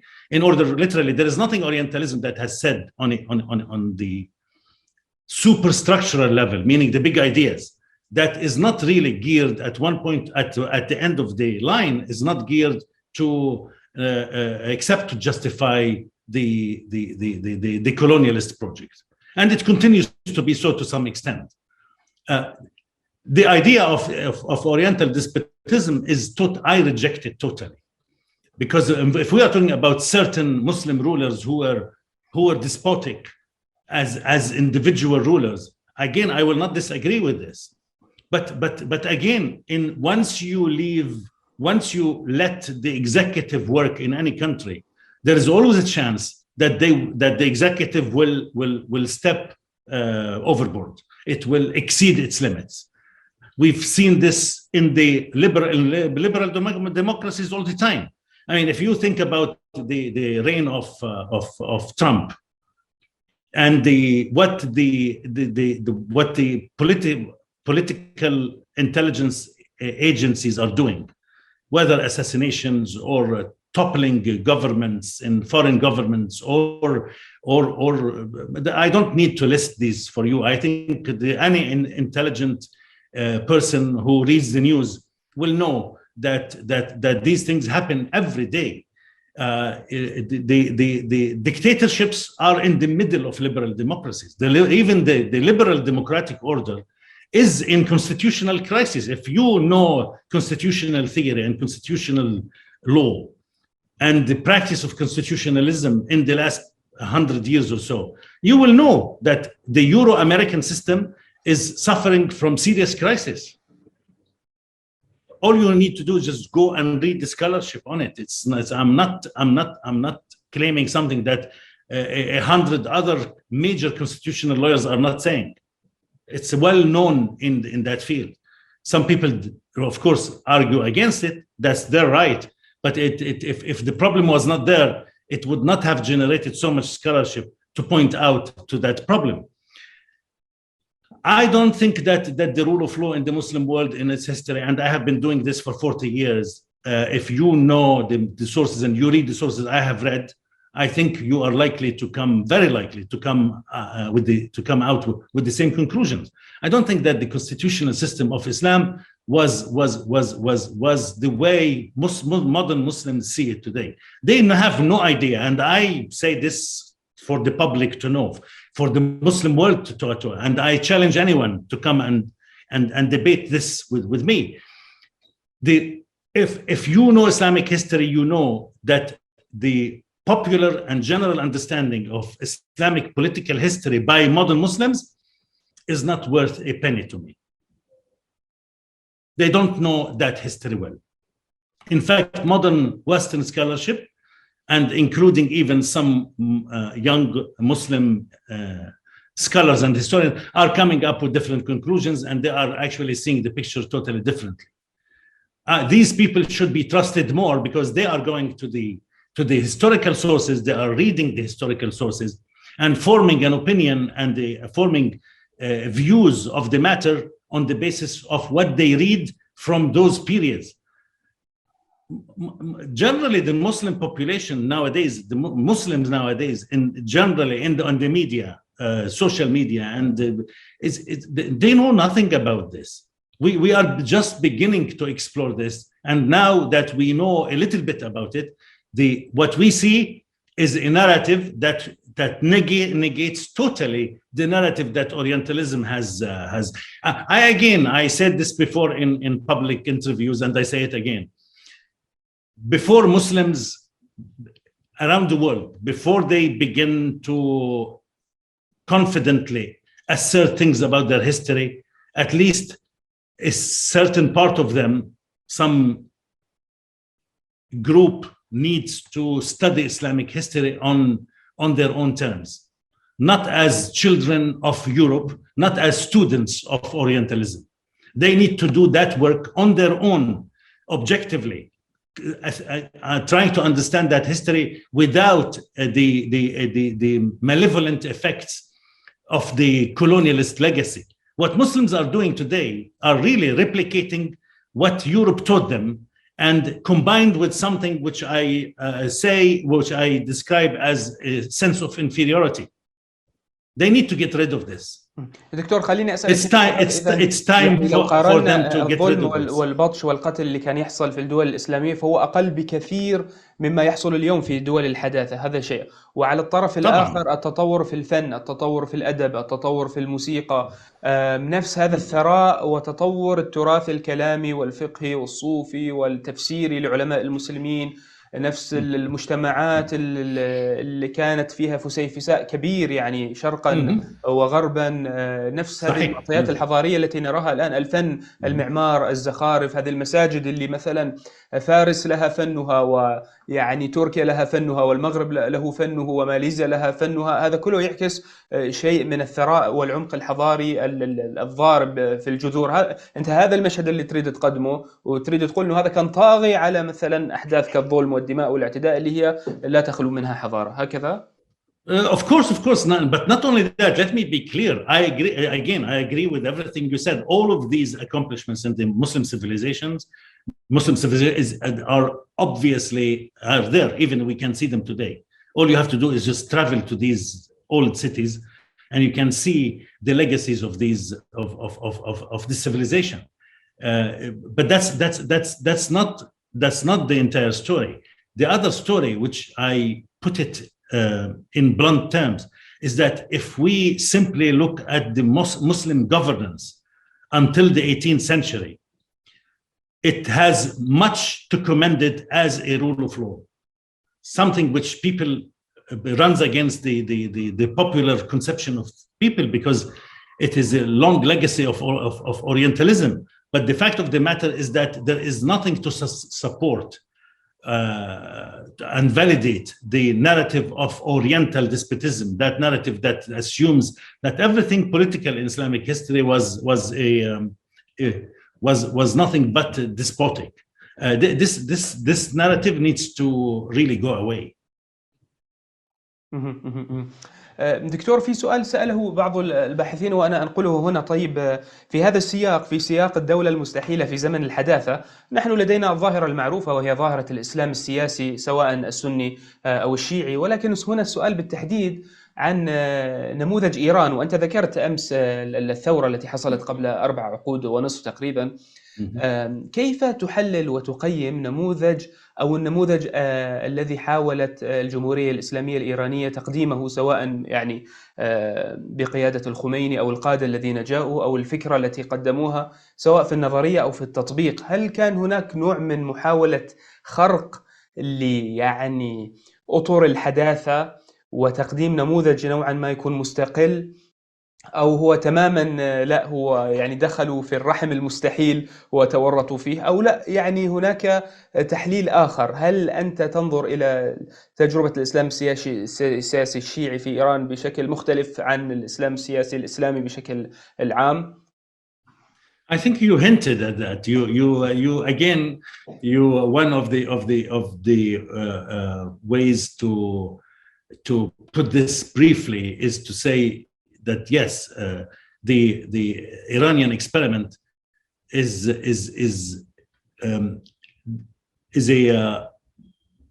nothing but a modern Islamic experiment with the modern state.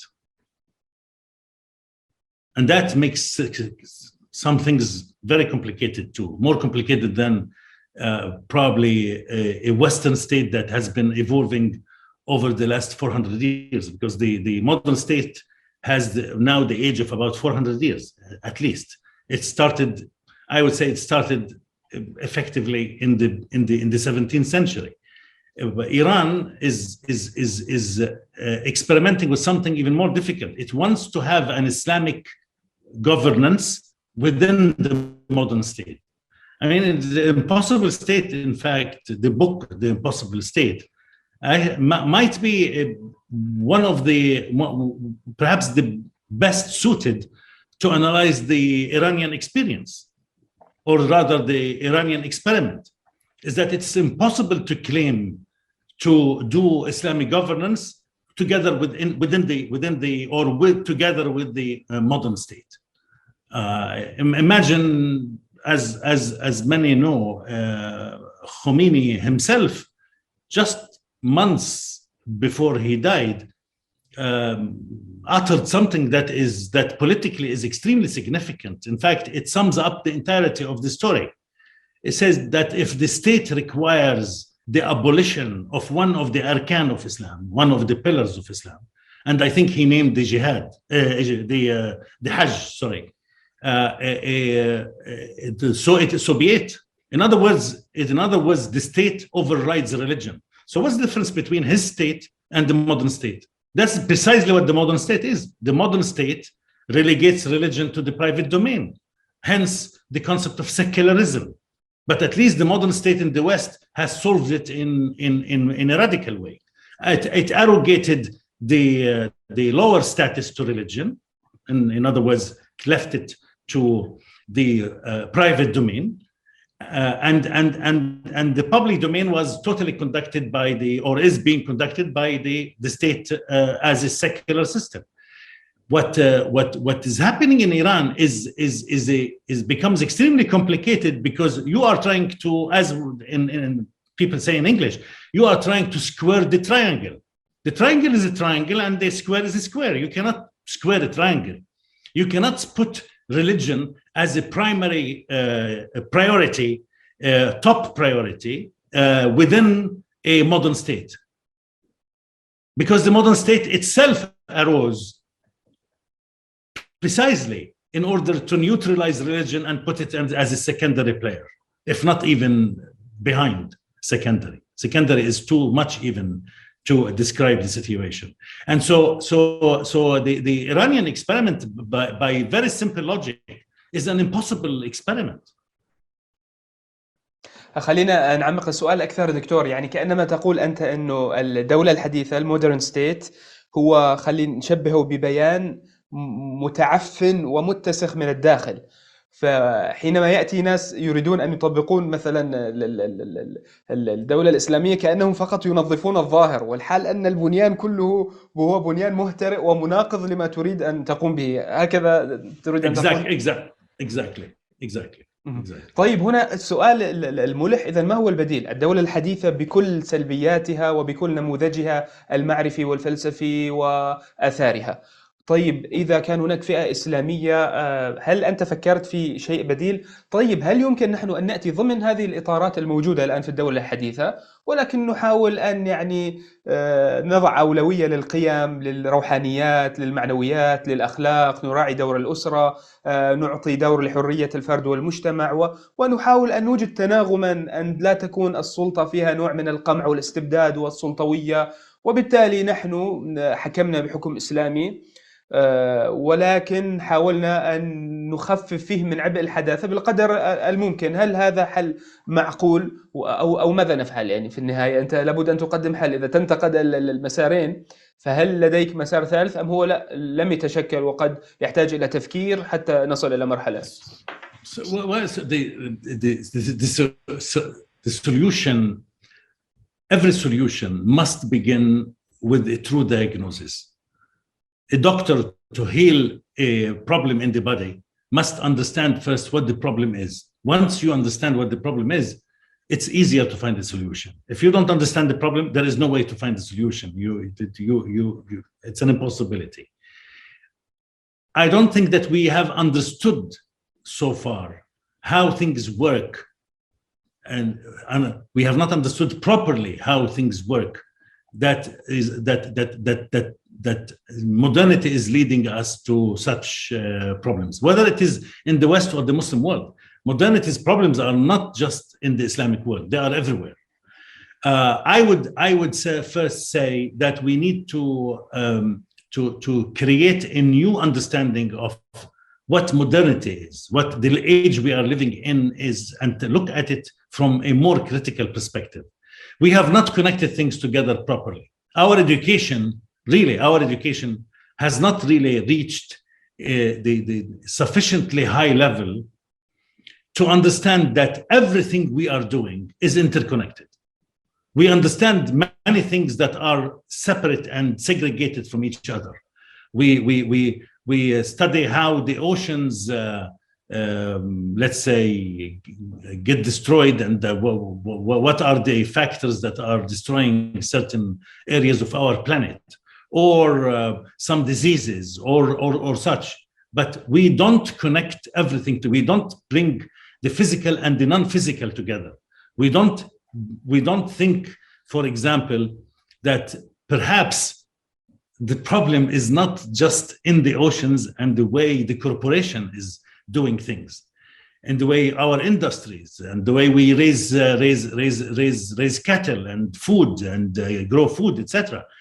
Maybe we should begin to think about the operation of our minds themselves. How do we think as human beings? What kind of human beings we are? We have not asked this question so far. What kind of humans are we? How do we think really about, not how we think about logic and mathematics. No, how do we think about the world? How do we articulate and conceive the world in which we live? How does the average person in modernity, who is really the problem, really, sees nature? What does it mean for an average individual in modernity to see nature? What does nature mean to him or her? Once we solve these, this is an epistemological study. This is a study that involves the way we understand things. But when I use the word epistemology, at least in this case, I am not distancing or isolating or separating epistemology from other domains. Epistemology is the way things are conceived, also ethically. So there is, epistemology doesn't exclude even ontology. It doesn't exclude, it is the way we understand things in all of our being. In all of our being, which means that the ethical and the non-ethical, the spiritual and the non-spiritual, the material and the ethereal, all of these things have to be brought together in our study of who, to answer the question, who are we now? We really know about everything else, but we don't know ourselves. And that is the problem. The solution begins when we begin to understand ourselves. It's like, let me give you a little analogy. If you have a problem in a family, people are fighting and a divorce is about to happen. If people don't, each one in the family does not understand who they are, how they are made, how they are thinking about themselves and the other, there is no solution for them. The divorce will happen, the marriage will collapse, the family will disintegrate. But if everybody understands who they are and realizes that they have their own shortcomings and they have to work on themselves and work on themselves first before they ask the other person to work on themselves, then there is a chance for them this is exactly the way modernity operates. We are refusing. We look at everything else, but we don't look at ourselves. My students ask me all the time, what should we do? Should we just stop buying plastic bottles and all of these processed foods, etc.? See, that's what they think that solves the problems of modernity. If you eat organic food, you solve the problems that you have. That's not what needs to be. This is only the very first step among 1,000 steps. What we need to do is to understand who we are today. How do we think as human beings? What does it ماذا يعني أن نبحث أنه من نحن وكيف نفكر نحن؟ كأنه مجرد شعار. ما هو عمق ما تريد أن تقوله هنا؟ When you understand how we think, right, how we conceive things, then we begin to realize the problems with us.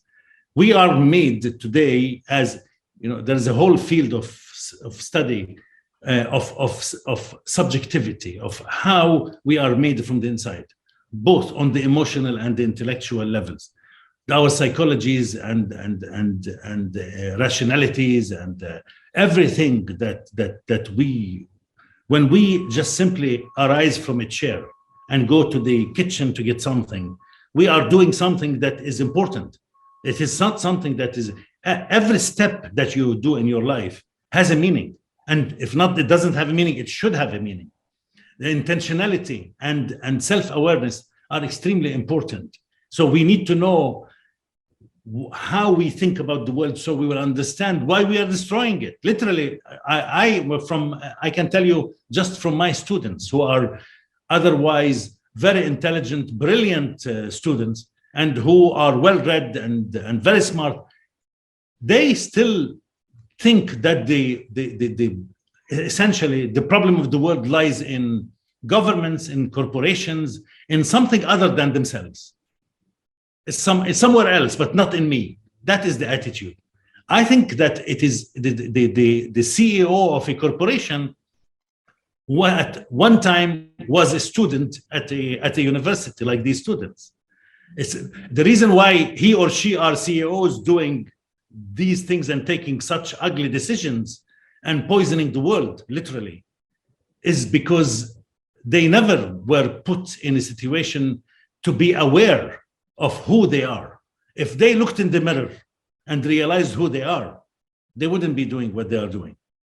Because if you look at the result of what we are doing, the destruction around us, what they are doing is shameful. So on the basic common sense, moral level, ethical level, it is something that they need to reflect on. In other words, look in the mirror to see how they are thinking about the world. دكتور، قبل ما انتقل الى المحور الاخير والحوار شيق، بسالك سؤال اللي هو عباره عن استراحه قليله ونعبر الى الموضوع الاخير. السؤال هو حول المنهجيه الاكاديميه، الميثودولوجيز. انت الان على مدى 5 عقود تبحث في الاكاديميه الغربيه وتدرس هناك، وتعلمت من طرائقهم واساليبهم في الدراسه والفكر كثيرا.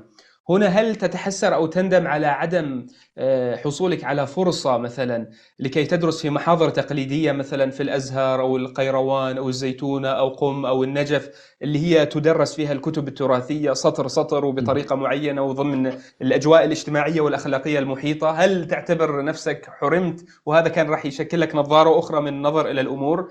هذا سؤال. السؤال الثاني، هل يعني جزء كبير من إبداعك وإنتاجك لهذه التأملات والأفكار هو ناشئ من هذه المنهجية الغربية، خصوصا في كتاب الشريعة؟ أنت قلت إنه الفقهاء يدرسوا الشريعة كأمر معاش، كأمر لكي يعني لإصدار الفتاوى حتى الناس بعدين يطبقوها، أما إنه أنت تنظر من فوق وتحاول تقدم منظومة متكاملة وتستخرج بعض التأملات. فهل هذا ناشئ من منهجيات أنت يعني حظيت بها لأنك في الغرب؟ بدون شك طبعا. Of course my education led me to that's needless to say. My education led me to where I am today. But then my education may not be entirely typical. And I do, of course, regret that I was not found in a situation where I could spend a number of years studying in a place like Al-Azhar or even Najaf or Qum. That is of course that would have been a great of great benefit and blessing.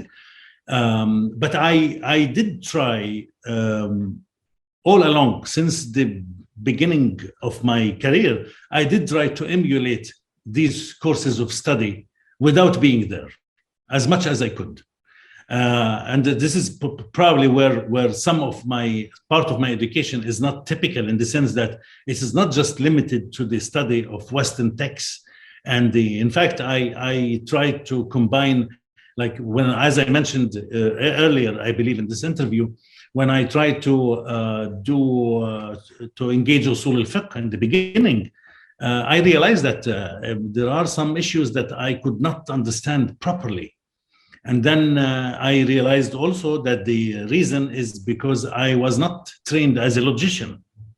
And so I took 5 years out of my life, out of my career, in order to do logic, so mantiq. So I studied mantiq for 5 years, translating in the process a work of Ibn Taymiyyah, annotating it on the basis of all the philosophical works, the important philosophical works that were available to me, whether it is Ibn Sina or Suhrawardi or many others, Aristotle included, and try to do in a course, a study course of 5 years in logic, in order to become or to meet the requirements that what the usulis met in the old days.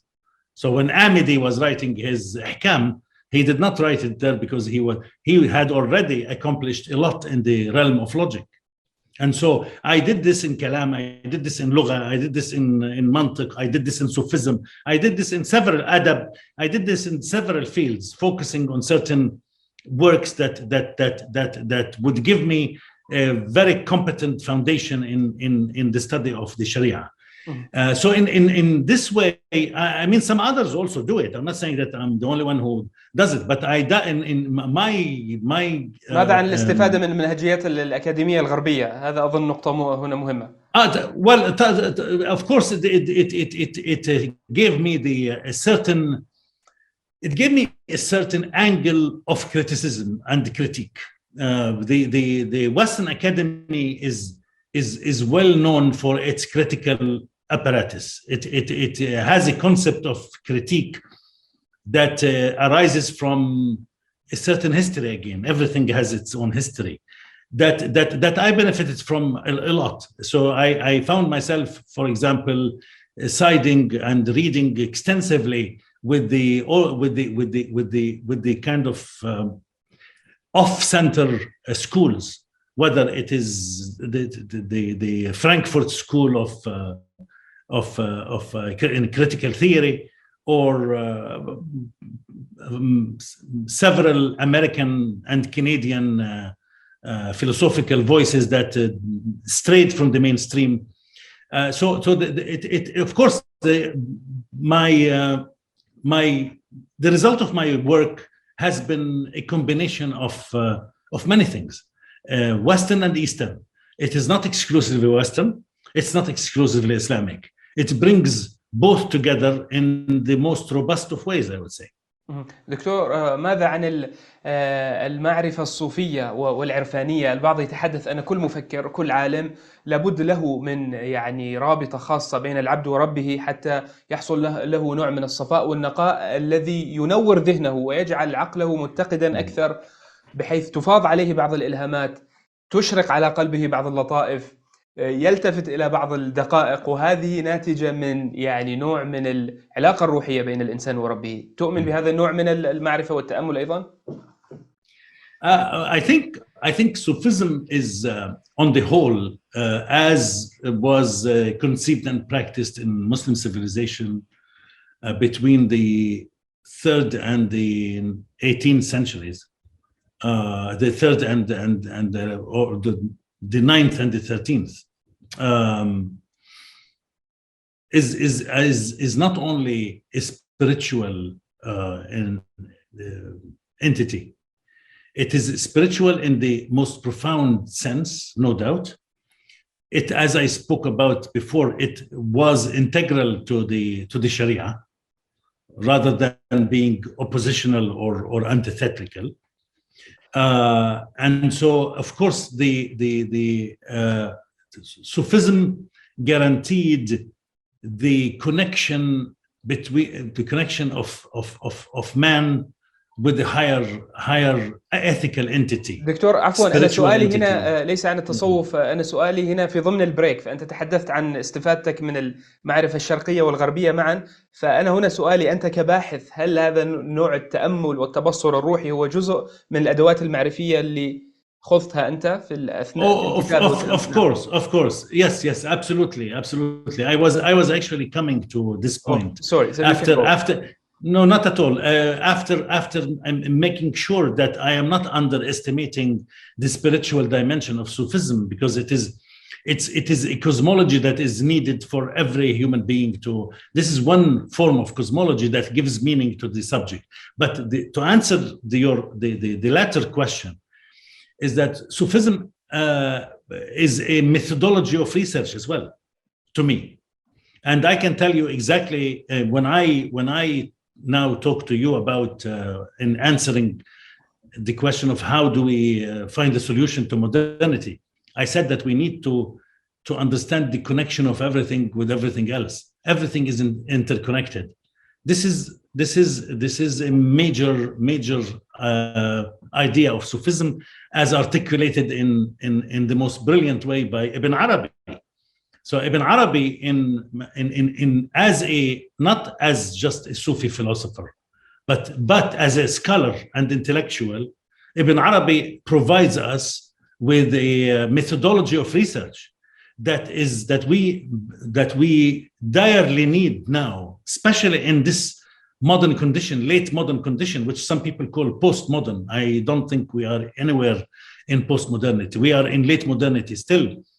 I would say that Ibn Arabi's concept of wahdat al-wujud can be translated into an academic method of research. Mm-hmm. And it is most needed now. It is more needed now. Elaborate. How can wahdat al-wujud be transformed in an academic way of thinking? Because first it forces us to think about the interconnections on the human level everywhere, the human level and the natural level, and the human and the natural level with the bigger level, which is the cosmological level.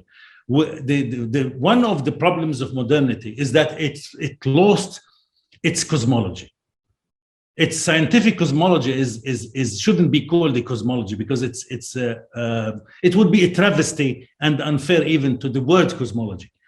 Modernity has no cosmology, and in that sense, the Sufi method of interconnectedness as a scholarly method, academic method, forces us to think about our place in the world, not just how things interrelate with each other in terms of, for example, the destruction of the environment, how the environment is affecting our brains. How do we know, for example, that our mental diseases are not partly due to the gases and the emissions that are found in the oceans? We don't know. We are assuming that things are far and apart from each other, and so many problems are away from us individually. I think that all these big issues that we read about in the news touch us in one way or another, individually and personally. And so everything is interconnected at the human level, human and physical level, which actually physical is a bad word too here, because the world around us is not just physical. Right? It's a word that is biased and ideological. The world around us is as living and sensing as anything else. And so the animal kingdom, all of it should be seen as one, including the human, as one pulsing body, interrelated. If you hurt my finger here, I will feel it. If you pull a hair from my head, I will feel it. And the same thing, that just because we have isolated ourselves from the, let's say, the larger environment around us, it doesn't mean that we are not hurting.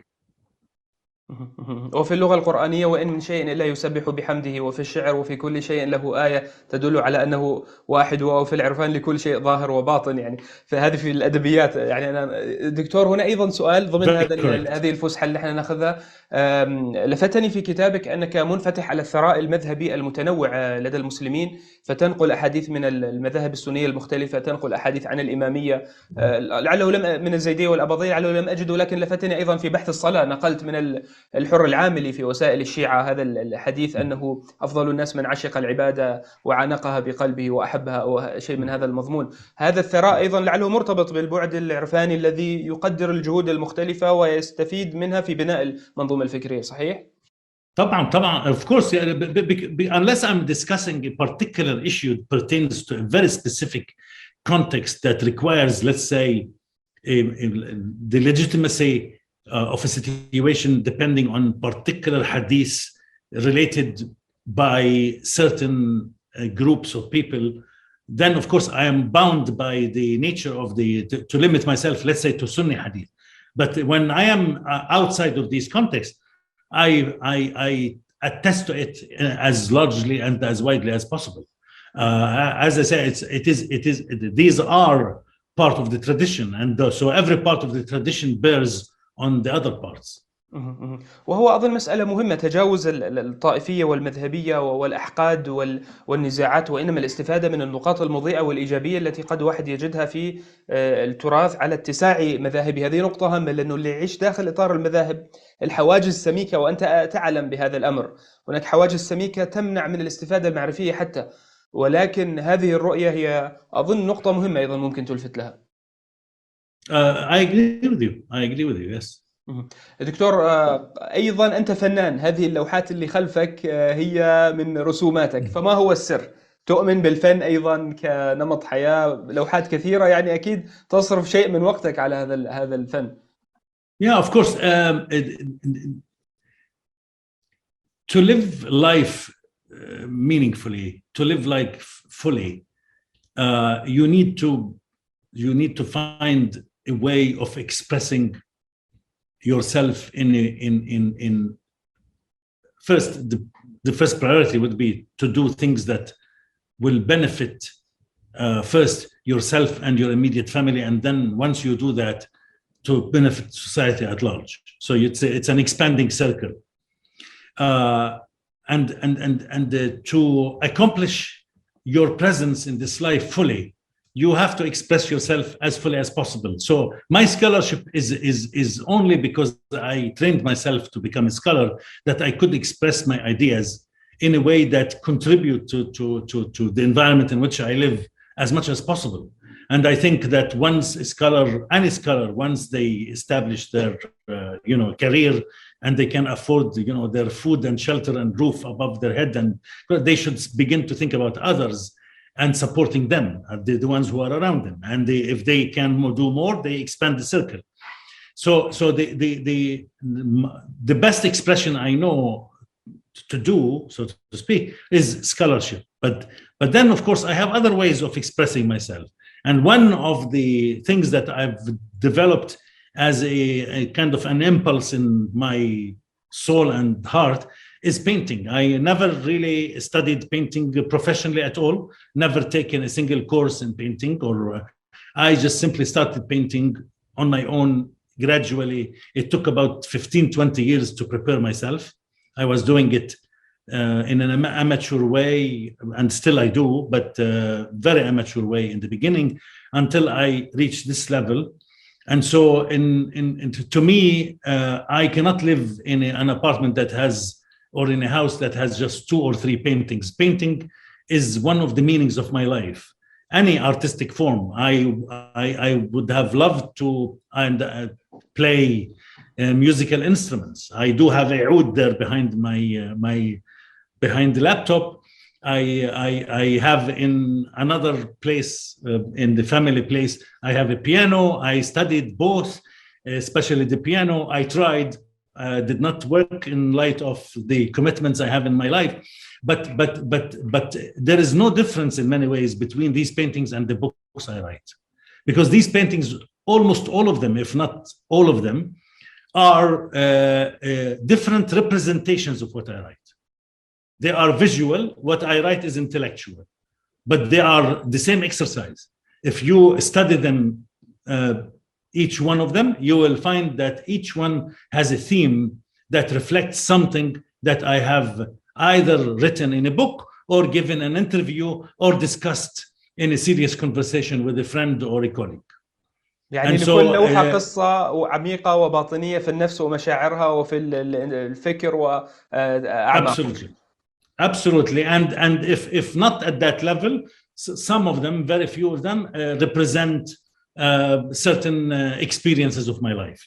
For example, there is over there a few paintings that are of trees but an abstract form, and flowers, and these I would paint when I come back from, for example, from a walk in Central Park in New York.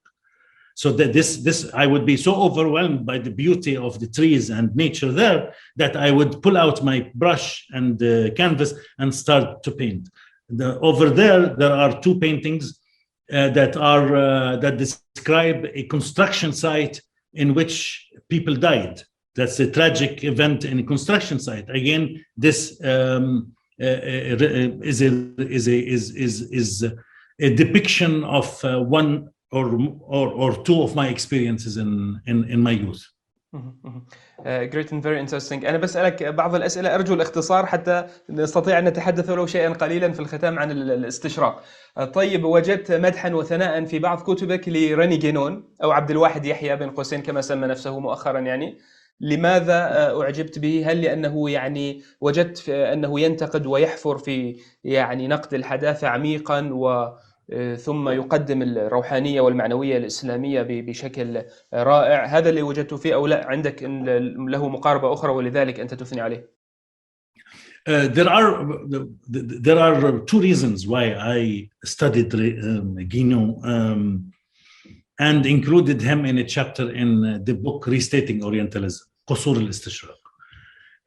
The first basic reason is of course that Guinon is a profound thinker, one who understood what modernity was better than the greatest majority of scholars in academia, greatest majority of philosophers as well. And so to that extent, some aspects of his theory are extremely important to me, such as the idea of high principles and the permanency of principles and the importance of the permanency. But there was another specific reason why I decided to include him in the book on Orientalism. It is the belief that Edward Said was the critic, at least the first most important critic of Orientalism. I beg to differ. I don't think that Said, and in fact, the more I think about it, and even as I think about the same issues after publishing the book, I may have been slightly too kind to Said in the book, in the sense that the more I think about the whole thing, the more I realize actually that Said perhaps provided a delay in the critique of Orientalism. He gave a certain critique solution to the problem of Orientalism that made them preoccupied with his way of critiquing Orientalism for about 40 years, and they continue to do so. But in fact, this way is extremely shallow. في حال كما تعبر أنت أن إدوارد سعيد فقط انتقد الظاهر والسطح والبعد السياسي للاستشراق، والحال أن هناك بنى أعمق بكثير من Of course, and the more I think about it, the more I realize that actually maybe I credited him with more depth than I should have, for a simple reason, is that I actually grew up when I started my first year in graduate studies in the United States, his book was published. That's the same year. And so in many ways, the book kind of provided almost a biblical effect on me in terms of, in the beginning, in the very beginning, in terms of seeing things around understanding Orientalism. But then slowly, especially after 2000, I began to see that the book doesn't go far enough. And of course, by the time I wrote, ريني جينون أيضا وجدت أن فيه يعني عمقا وتم إغفاله. This is it.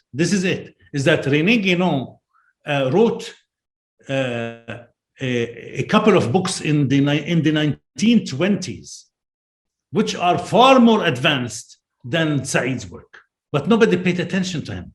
In fact, not only that, there was also a Egyptian Marxist intellectual, Anwar Abdel Malik, who also wrote a long article that was ignored, is it much deeper than, not much deeper, but deeper than Said's work. But again, it was ignored for all sorts of reasons, including the style of the article was difficult to penetrate. It's not a lucid article. It is brilliant, but not lucid. But let me just continue this. Guénon overrides both of them. Guénon, who wrote before both of them by decades, actually has accomplished a better critique of Orientalism than anything that happened after the 1930s. And so I think that Guénon is someone to reconsider very seriously. I think because he was a radical thinker, he was marginalized. He was actually assassinated intellectually. I don't think that this was a wise thing to do. I think what he wrote is now more relevant now than ever before. Not only about Orientalism, by the way, not only about Orientalism, about so much of what he wrote. ما هو أكثر ما يعجبك في فكر جينون؟ يعني أي بعد بالتحديد تجده لامعا ومنفردا به؟ Well, the idea of first his critique of modernity, however sometimes hyperbolic and strong in language, the essence of it, if we ignore the issue of style, which seems to put people off, if we really ignore this and look at the substance, I think he has lots to offer in terms of as a critic of modernity and critic of Orientalism, therefore. But he also upheld and that's why he was fascinated by Sufism. He upheld a conception of reality and human existence and human experience that always requires that we have principles that we cannot change. That is the essence of his. We cannot just simply change the world as we wish, as we go. Every few years, we decide that that's how we think, and that we are not gods. And so basically he was saying that the concept of religion, which he understood in a much more abstract form than the popular way of understanding religion, the abstract religion requires a certain set of higher principles that we live by. So his concept of ethics is much more robust than the average European intellectual of his time or any other time for that matter in the last 300-400 years. دكتور، وجدت في كتابك أنك منبهر ومعجب جدا بشخصية الغزالي، وخصوصا كتابه إحياء علوم الدين، وخصوصا البعد الأخلاقي والروحي والمعنوي في هذا الكتاب، وكيف هو يدمج الفقه والأخلاق، الظاهر والباطن، الشريعة والحقيقة معا، ويقدمها في حلة رائعة. هنا سؤالي بالتحديد: لماذا لجأت في كتابك الأخير إصلاح الحداثة الإنسان والأخلاق في فكر طه عبد الرحمن، لماذا اخترت مفكرا معاصرا؟ ما هي التقاطعات والتشابهات يعني التقاربات بينك وبين طه عبد الرحمن؟ لماذا اختيار شخصية معاصرة والحال وأنت يعني يخفق قلبك علميا للتراث وللشخصيات التراثية الكبيرة؟ لماذا لم تختار ابن عربي أو الرومي أو العطار أو الغزالي أو صاحب منازل السائرين الأنصاري الهروي مثلا، وتجعلهم في يعني نقاش وحوار مع الحداثة؟ شخصياتنا الكبيرة التراثية عمقها هناك، طه عبد الرحمن استقى من هناك وقدم حلة معاصرة. فهل هناك سبب خاص لاختيار طه عبد الرحمن، أو هل هناك وجدت أنت بينك وبينه مشتركات وهموم كثيرة مشتركة فقررت أن تسلط الضوء عليه؟ Exactly. I could have engaged in that exercise of coming from the pre-modern tradition in order to deploy a critique of modernity as he did, but I wanted to advance the discussion a little beyond Abdurrahman Taha. He is an ally, as I've said in numerous times in interviews and other places. He is an intellectual ally. He has done an incredible amount of work. Brilliant philosopher who managed to recast the Islamic tradition in a way that can dialogue with modernity. It is easier to deal to address the problems of modernity through a modern voice who already relied on the Islamic tradition, instead of, for example, bringing Ghazali directly to modernity and then engaging him with modernity. That would be a more limiting exercise. So Taha has already done the work. And so what I wanted to do is, instead of replicating his work, I wanted to engage with him in order to first draw the differences between his ideas and mine and ask hard questions. Because he believes still that the modernity can be ethicized. And I don't think that my understanding of modernity is the same as his. I said this in the book. I think he continues to maintain certain residues from the 60s and the 70s that he, in my opinion, he should have gotten rid of. And therefore, when he talked about a critique of modernity, he should have been talking about a displacement of modernity rather than reforming modernity. And so there are some issues that I disagree with him about, not many and not very profound, but they are important. And so I use him in order to jump to the next stage, which is actually represented in the last chapter of the الحداثة, of reforming modernity. That chapter is basically the outline of what I am intending to do if I have the time for the rest of my career. I am working on something political now that I need to, but it is also part of the larger project. But I also intend to continue that path where I left off in the epilogue of meaning the last chapter of reforming modernity in the future. دكتور، نذهب إلى القسم الأخير من هذا الحوار، وأنا شاكر جدا اهتمامك يعني الخاص بهذا الحوار، وهو طبعا ما في وقت لكي هذا نوسع الحديث عنه، ولكن هو كتاب قصور الاستشراق الذي عرضناه في بداية الحوار. طبعا أنا بسألك لكن من زاوية معينة وحتى أنت تبين الجواب. كنت أريد أسألك إلى الآن وبعد عقود مما تركت أرض فلسطين المباركة، هل زلت تشعر بالحنين والشوق إلى أرضها وترابها وشعبها وثقافتها وكنائسها ومساجدها؟ هل هذا الشيء بعده موجود فيك؟ هل لا زلت تتفاعل إنسانيا وعاطفيا مع الظلم والاستيطان والإجرام اللي يحصل من يعني العصابات المجرمة الصهيونية؟ خلينا نبدأ بهذا الموقف القيمي، وبعدين أريدك تتكلم كنموذج للأكاديمية الإسرائيلية كنموذج الاستشراق الظالم. I mean, needless to say, of course, I mean, I was raised from day one until the age of 23. I was raised under Israeli occupation and under Israeli domination. Israeli racism, maltreatment, mistreatment, abuse. You can just name it. By the way, you asked me about my paintings. There are a few paintings here that are all portraits. I call them all a portrait of a colonized subject. Number one, a portrait of a colonized subject. Number two, they are just numbers, but they are different, and they are literally self-portraits to describe what I feel about who I am as a Palestinian. Everything I do in life is a result, everything I do in academia, all my writings in many ways are in fact a reflection of this. I don't believe that that's my personal belief, personal intellectual academic belief. I don't think that studying politics and academically addressing political issues in the way political science and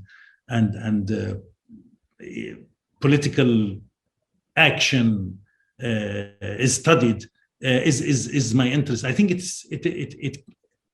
it has short duration, short effect.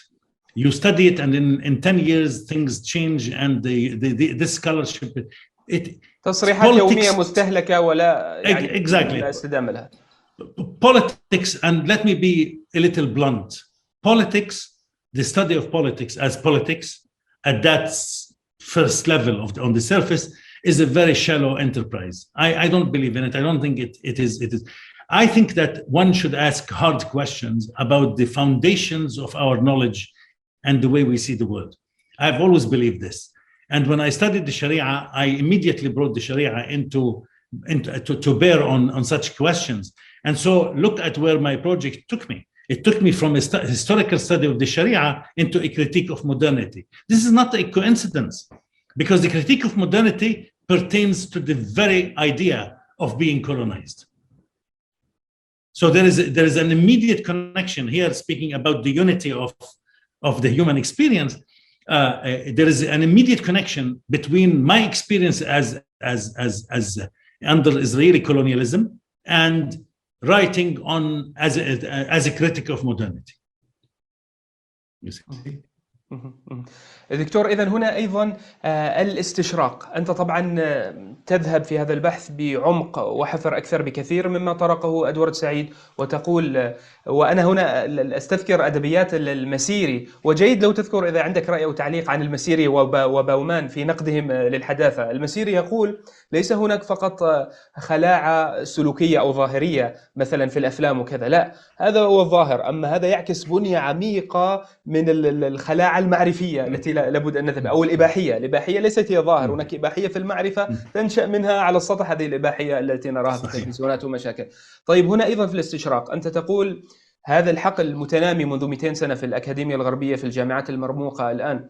طيب، ما ممكن نقاربه بزاوية غير أنهم استخبارات وأمن وظلم واعتداء، ويريدوا يفهمون أكثر حتى يظلمون ويسيطرون علينا ويقضون على ثرواتنا وينهبون إمكاناتنا ويسرقون عقولنا الآن، لأنه صار في هناك نوع من الموضوعية، وصار في هناك يعني الكليات مستقلة. هذه الكلية تبحث حول الفلسفة، تلك حول الأديان، تلك حول يمكن الشريعة، تلك حول علم النفس، تلك حول الإنسانيات، وبالتالي هي أبحاث ومتخصصين. نعم، السياسة قد تأتي وتوظف بعض الباحثين المأجورين أو تستفيد من بعض الأبحاث ويعني تتخذ مواقف سياسية. ألا يمكن أن ننظر كذا ولا لا؟ أنت تماما تنظر إلى هذا الحقل كاستعلائية معرفية في الغرب، وينظرون إلينا بفوقية، وتقدم على ذلك شواهد كثيرة، خصوصا الأكاديمية الإسرائيلية وجامعاتها نموذجا.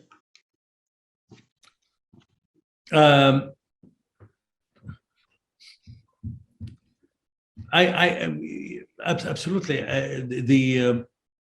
I look at Orientalism as integral to the Western academy. It is simply one of the manifestations of Western academia. This is the difference between my work and Saeed's work, is that Saeed looked at Orientalism as one voice in the West that has been derogatory and disrespectful and imperial towards Muslims and Asians and Africans and the rest. I think that Orientalism is no different than any other academic field almost. Of course, I mean, I could take out a few that are less incriminated or not incriminated in the picture. As I said in the book, I'm not sure about the music and the arts, especially the visual arts and such fields. These are difficult to implicate in directly, at least, in the project of colonialism, domination, and the rest of this sad story. But almost everything else in academia has been incriminated on the human level, even in the project of. In many ways, everyone has partaken and did partake in this project. When Europe and the Euro-America colonized the world, it wasn't some soldiers and the government people who did this. It was on the scale of the population. This is what Foucault would call the effects of the biopower of the territory of the nation. All of it went into the making of colonialism, and so we cannot simply ignore that. Even English literature, even history, even engineering and chemistry, and all of these fields partake in the same destructive project that has happened in the last 200 years. If it is not discursively, meaning in words and the description, the performativity of language, that language which has an actual effect on reality, then it is manufacturing of weapons, building bridges, destroying nature, digging the earth, and so forth and so on. Every field has been practicing colonialism somehow. If it is not against the Africans and the Asians and the others, it's against the earth, against our fellow animals. It is a modern academia is not to be exonerated from just because it has this elevated status as the place of learning, does not mean that it has not engaged in criminal activity over the past 200 years. In fact, if there was a true court of law to adjudicate these matters on the environmental,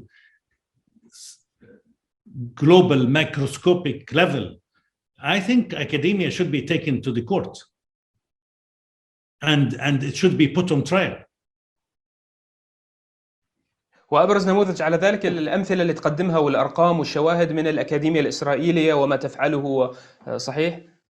Yeah, of course, the Israeli academy is particularly acute because it is directly involved in the project of military occupation and with direct engagement with violence. Every single student who was non-Arab who was a Jew in the Israel was there studying Islamic studies and Middle Eastern studies in order to join the army and to have some sort of a rank in the army. Because if you have a degree over there, like a baccalaureate in a BA in Islamic studies or in Middle Eastern studies, you enter the army at a higher rank. And so it was everything in academia went into basically feeding into either the intelligence or the army. It's either violence or intelligence, and both of them are part of the colonial project. And so I studied Israel because Israel is a paradigmatic entity both of the state and of academia in terms of Orientalism. It is impossible to miss it.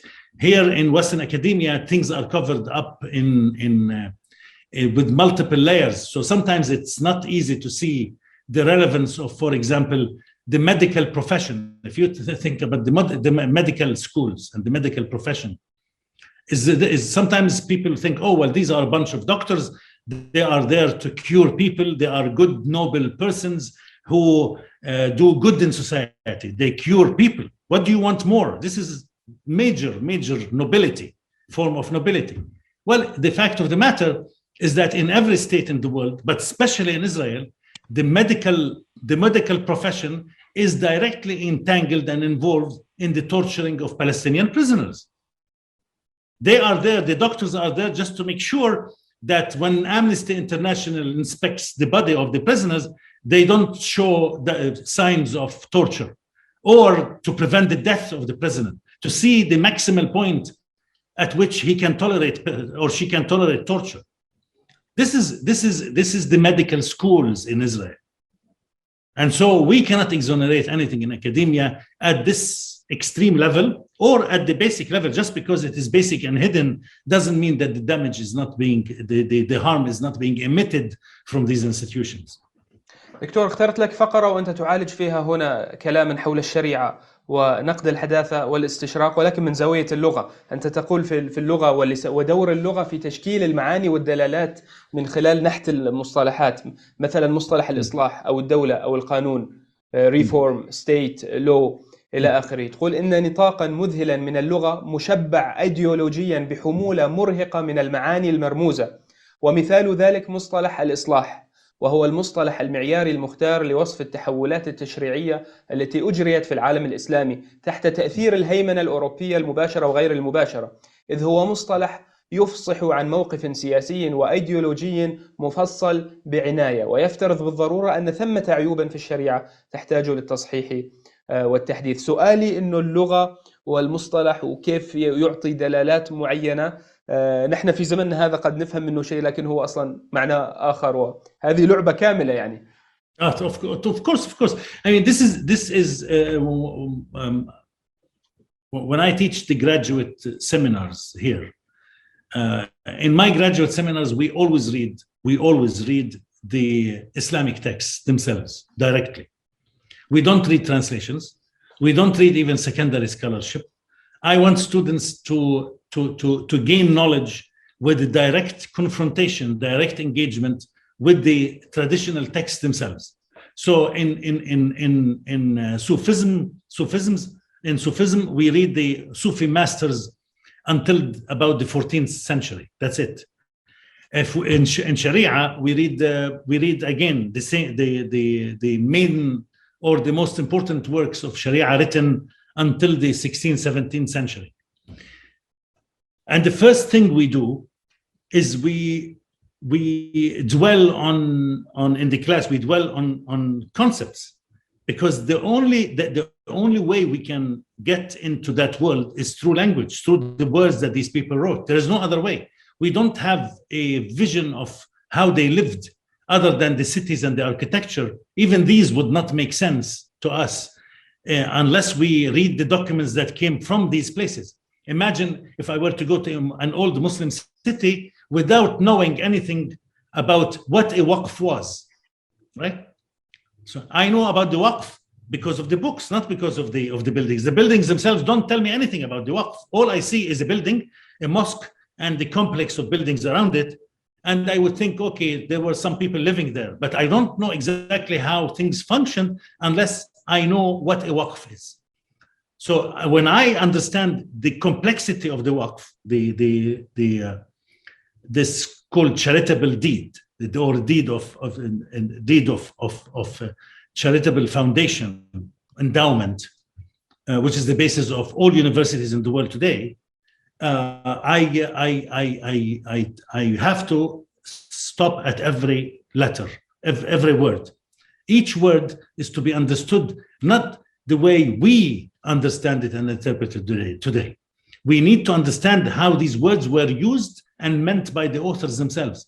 And just to do this, it's a major exercise. It means that we have to go not only to the old dictionaries and try to understand the meaning of these words the way they were meant then, not the way we understand them today, but also how these words technically meant, what they meant technically within the larger repertoire of the sources and the discussions and the debates that were raging on in each period. So, for example, the word adl or the word ghani or the word dhulm or any word cannot be taken from the Arabic repertoire of today.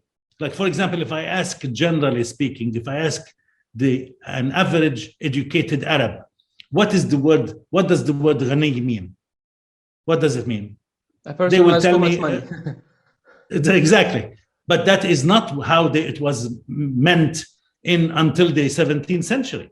Ghani didn't mean a rich person.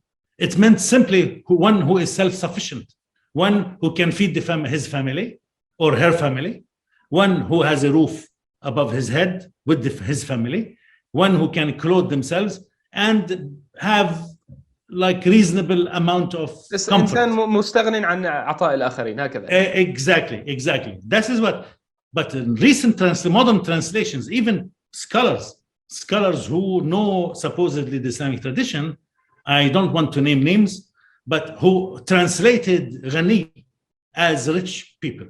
Now imagine in a text, if you are reading a paragraph, instead of speaking about somebody who's self-sufficient, simply who has just money to live and survive, imagine if you replace that by a rich person, the whole meaning of the paragraph changes. You get another different story altogether, you see? And so the word adl, the word zulm, look at them, they don't mean anything. There are subtleties to these words that existed before that we don't know them today. Our concept of adl and zulm today are translations actually of the English and European terms that indicated tyranny in the Western continent, in the European continent, but not the Islamic experience. So we need to go back and understand the language is the vehicle of our thought. Without it, we cannot think. Language makes us, language forms us. And so we need to give it special importance. Language is at the center of everything I say and discuss and study of any text I do with my students here. That's why you will make the job of translating this interview a very challenging one. I mentioned المسيري and باومان. كيف تجد نقدهم للحداثة؟ هل تجده عميقا أو لا لديك تقييم آخر لهم؟ Of course, I find both they are extremely important critics of modernity, and I have a great admiration for both of them, for different reasons. But the difference between their work and mine is simply my emphasis on the ethical. Bauman made this serious point of saying that the evils of modernity are not to be dissociated from, they are not exceptions to modernity, but rather they are an integral part of modernity. Actually, they constitute modernity. In my opinion, the most important work he wrote is the Modernity and the Holocaust, because he revolutionized the idea that the Holocaust is just the work of a madman or madmen. An exception in modernity is a beautiful thing, it's a good thing, but every good thing has every rose has some thorns. He actually reversed the equation. He said actually these thorns define the rose. The Holocaust itself defines modernity, and so in that sense his work is extremely important, period, but also extremely important to me. Masiri is also a brilliant critic in every way I can think of, except that he did not bring seriously the component of the ethical into his discussion. It remained kind of technical, intellectual discussion, but it did not go into what I consider to be the core of the problem, and in fact the solution to the problem. If we do not restore a modernized, so to speak, or post-modernized conception of ethics, we are doomed. We have to know our limits. The ethics is about knowing when to stop. Really, ethics is about a serious practice of and insisting that no one should leave a place not better than when he found it or she found it. That's what ethics are about. And so if ethics are not integrated in any critique of modernity, the critique might be very important and crucial, but may not be a sufficient answer. دكتور، ما تحس بعض المرات في باطنك أو في قرارة نفسك بالتناقض؟ أنت تحيا وتتنفس في فضاء حداثي تماما، أنت في عمق نيويورك، وأنت أهم مشروع في حياتك هو نقد الحداثة بعمق وتقديم مشروع معرفي. تشعر بهذا الشيء أحيانا؟ No, listen, there is no contradiction in any of this. The only way you can fix a system is to go from the inside. You cannot fix something from the outside. It has to be fixed from the inside. You need to find, every system has its own cracks by necessity. Every system has its own cracks.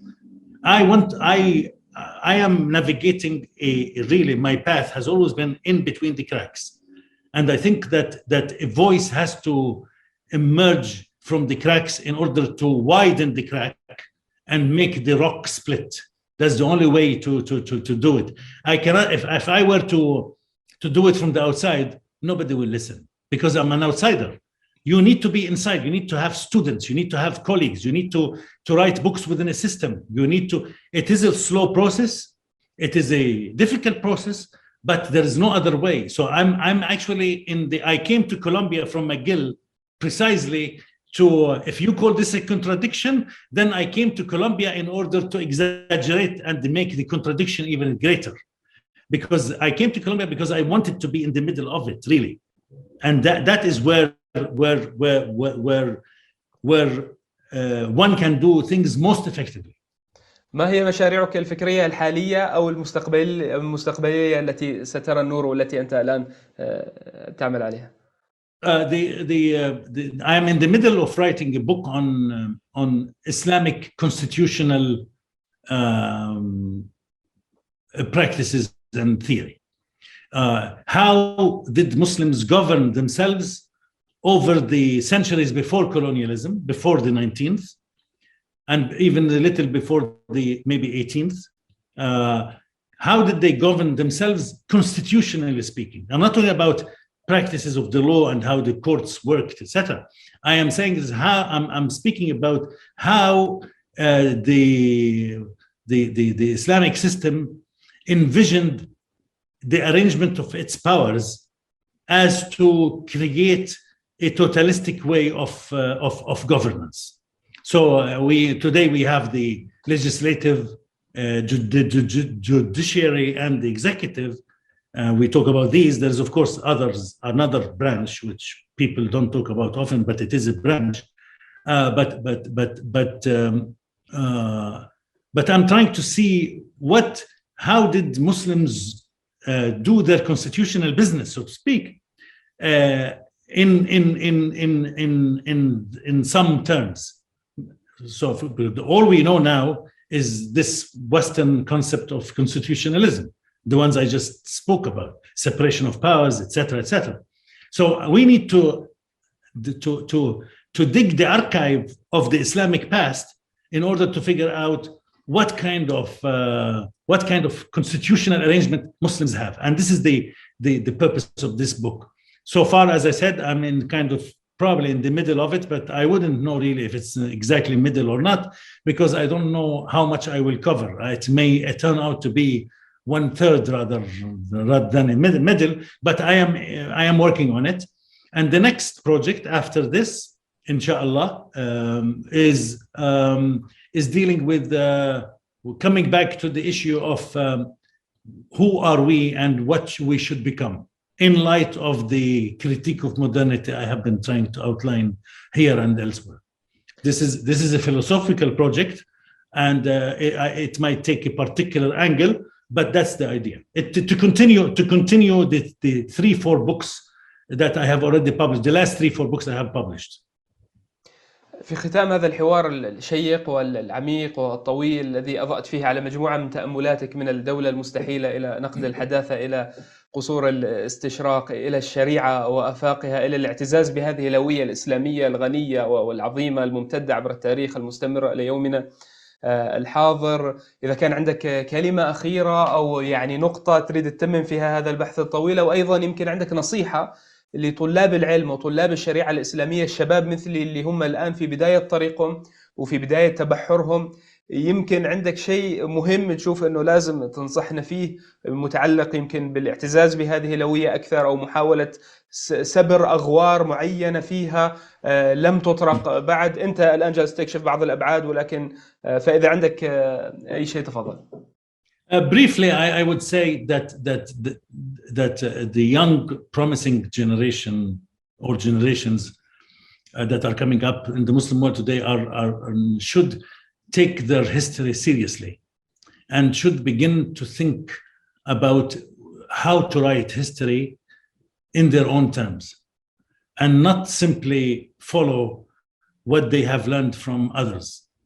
Not only that, they should study their own history also in conjunction with the study of the history of Europe that actually is making their knowledge now as we speak. So in other words, they need to be very self-aware of how their knowledge themselves is being formed. And so they need to gain intellectual independence. The first thing that needs to be done is to begin to think for oneself. To succumb all the time to Western categories of learning is not the thing to do. What the West preaches is good for the West. I think it is not entirely good for the West, but let's say for now, it's just whatever the West wants to think about, that's fine. But everybody is different. Even in the West here, they tell you, even within a family, within one family, each member is different from the other. And all of them are entitled to hold opinions and to think about the world in their own way. Nobody disputes this in the West. So why would anybody change their opinion once it becomes about other nations and other people? Muslims, even Muslims in different regions, each group is entitled to their own way of thinking. But the point is to rethink one's knowledge and one's history first, alongside the influences that have been exercised on their minds over the past 200 years, incrementally, so to speak, because the previous generation also was a carrier of this Western tradition. I think intellectual independence, that's what we need. We need to rethink in genuine terms what our history is. شكرا جزيلا، والسلام عليكم ورحمة الله وبركاته. شكرا لك، مع السلامة.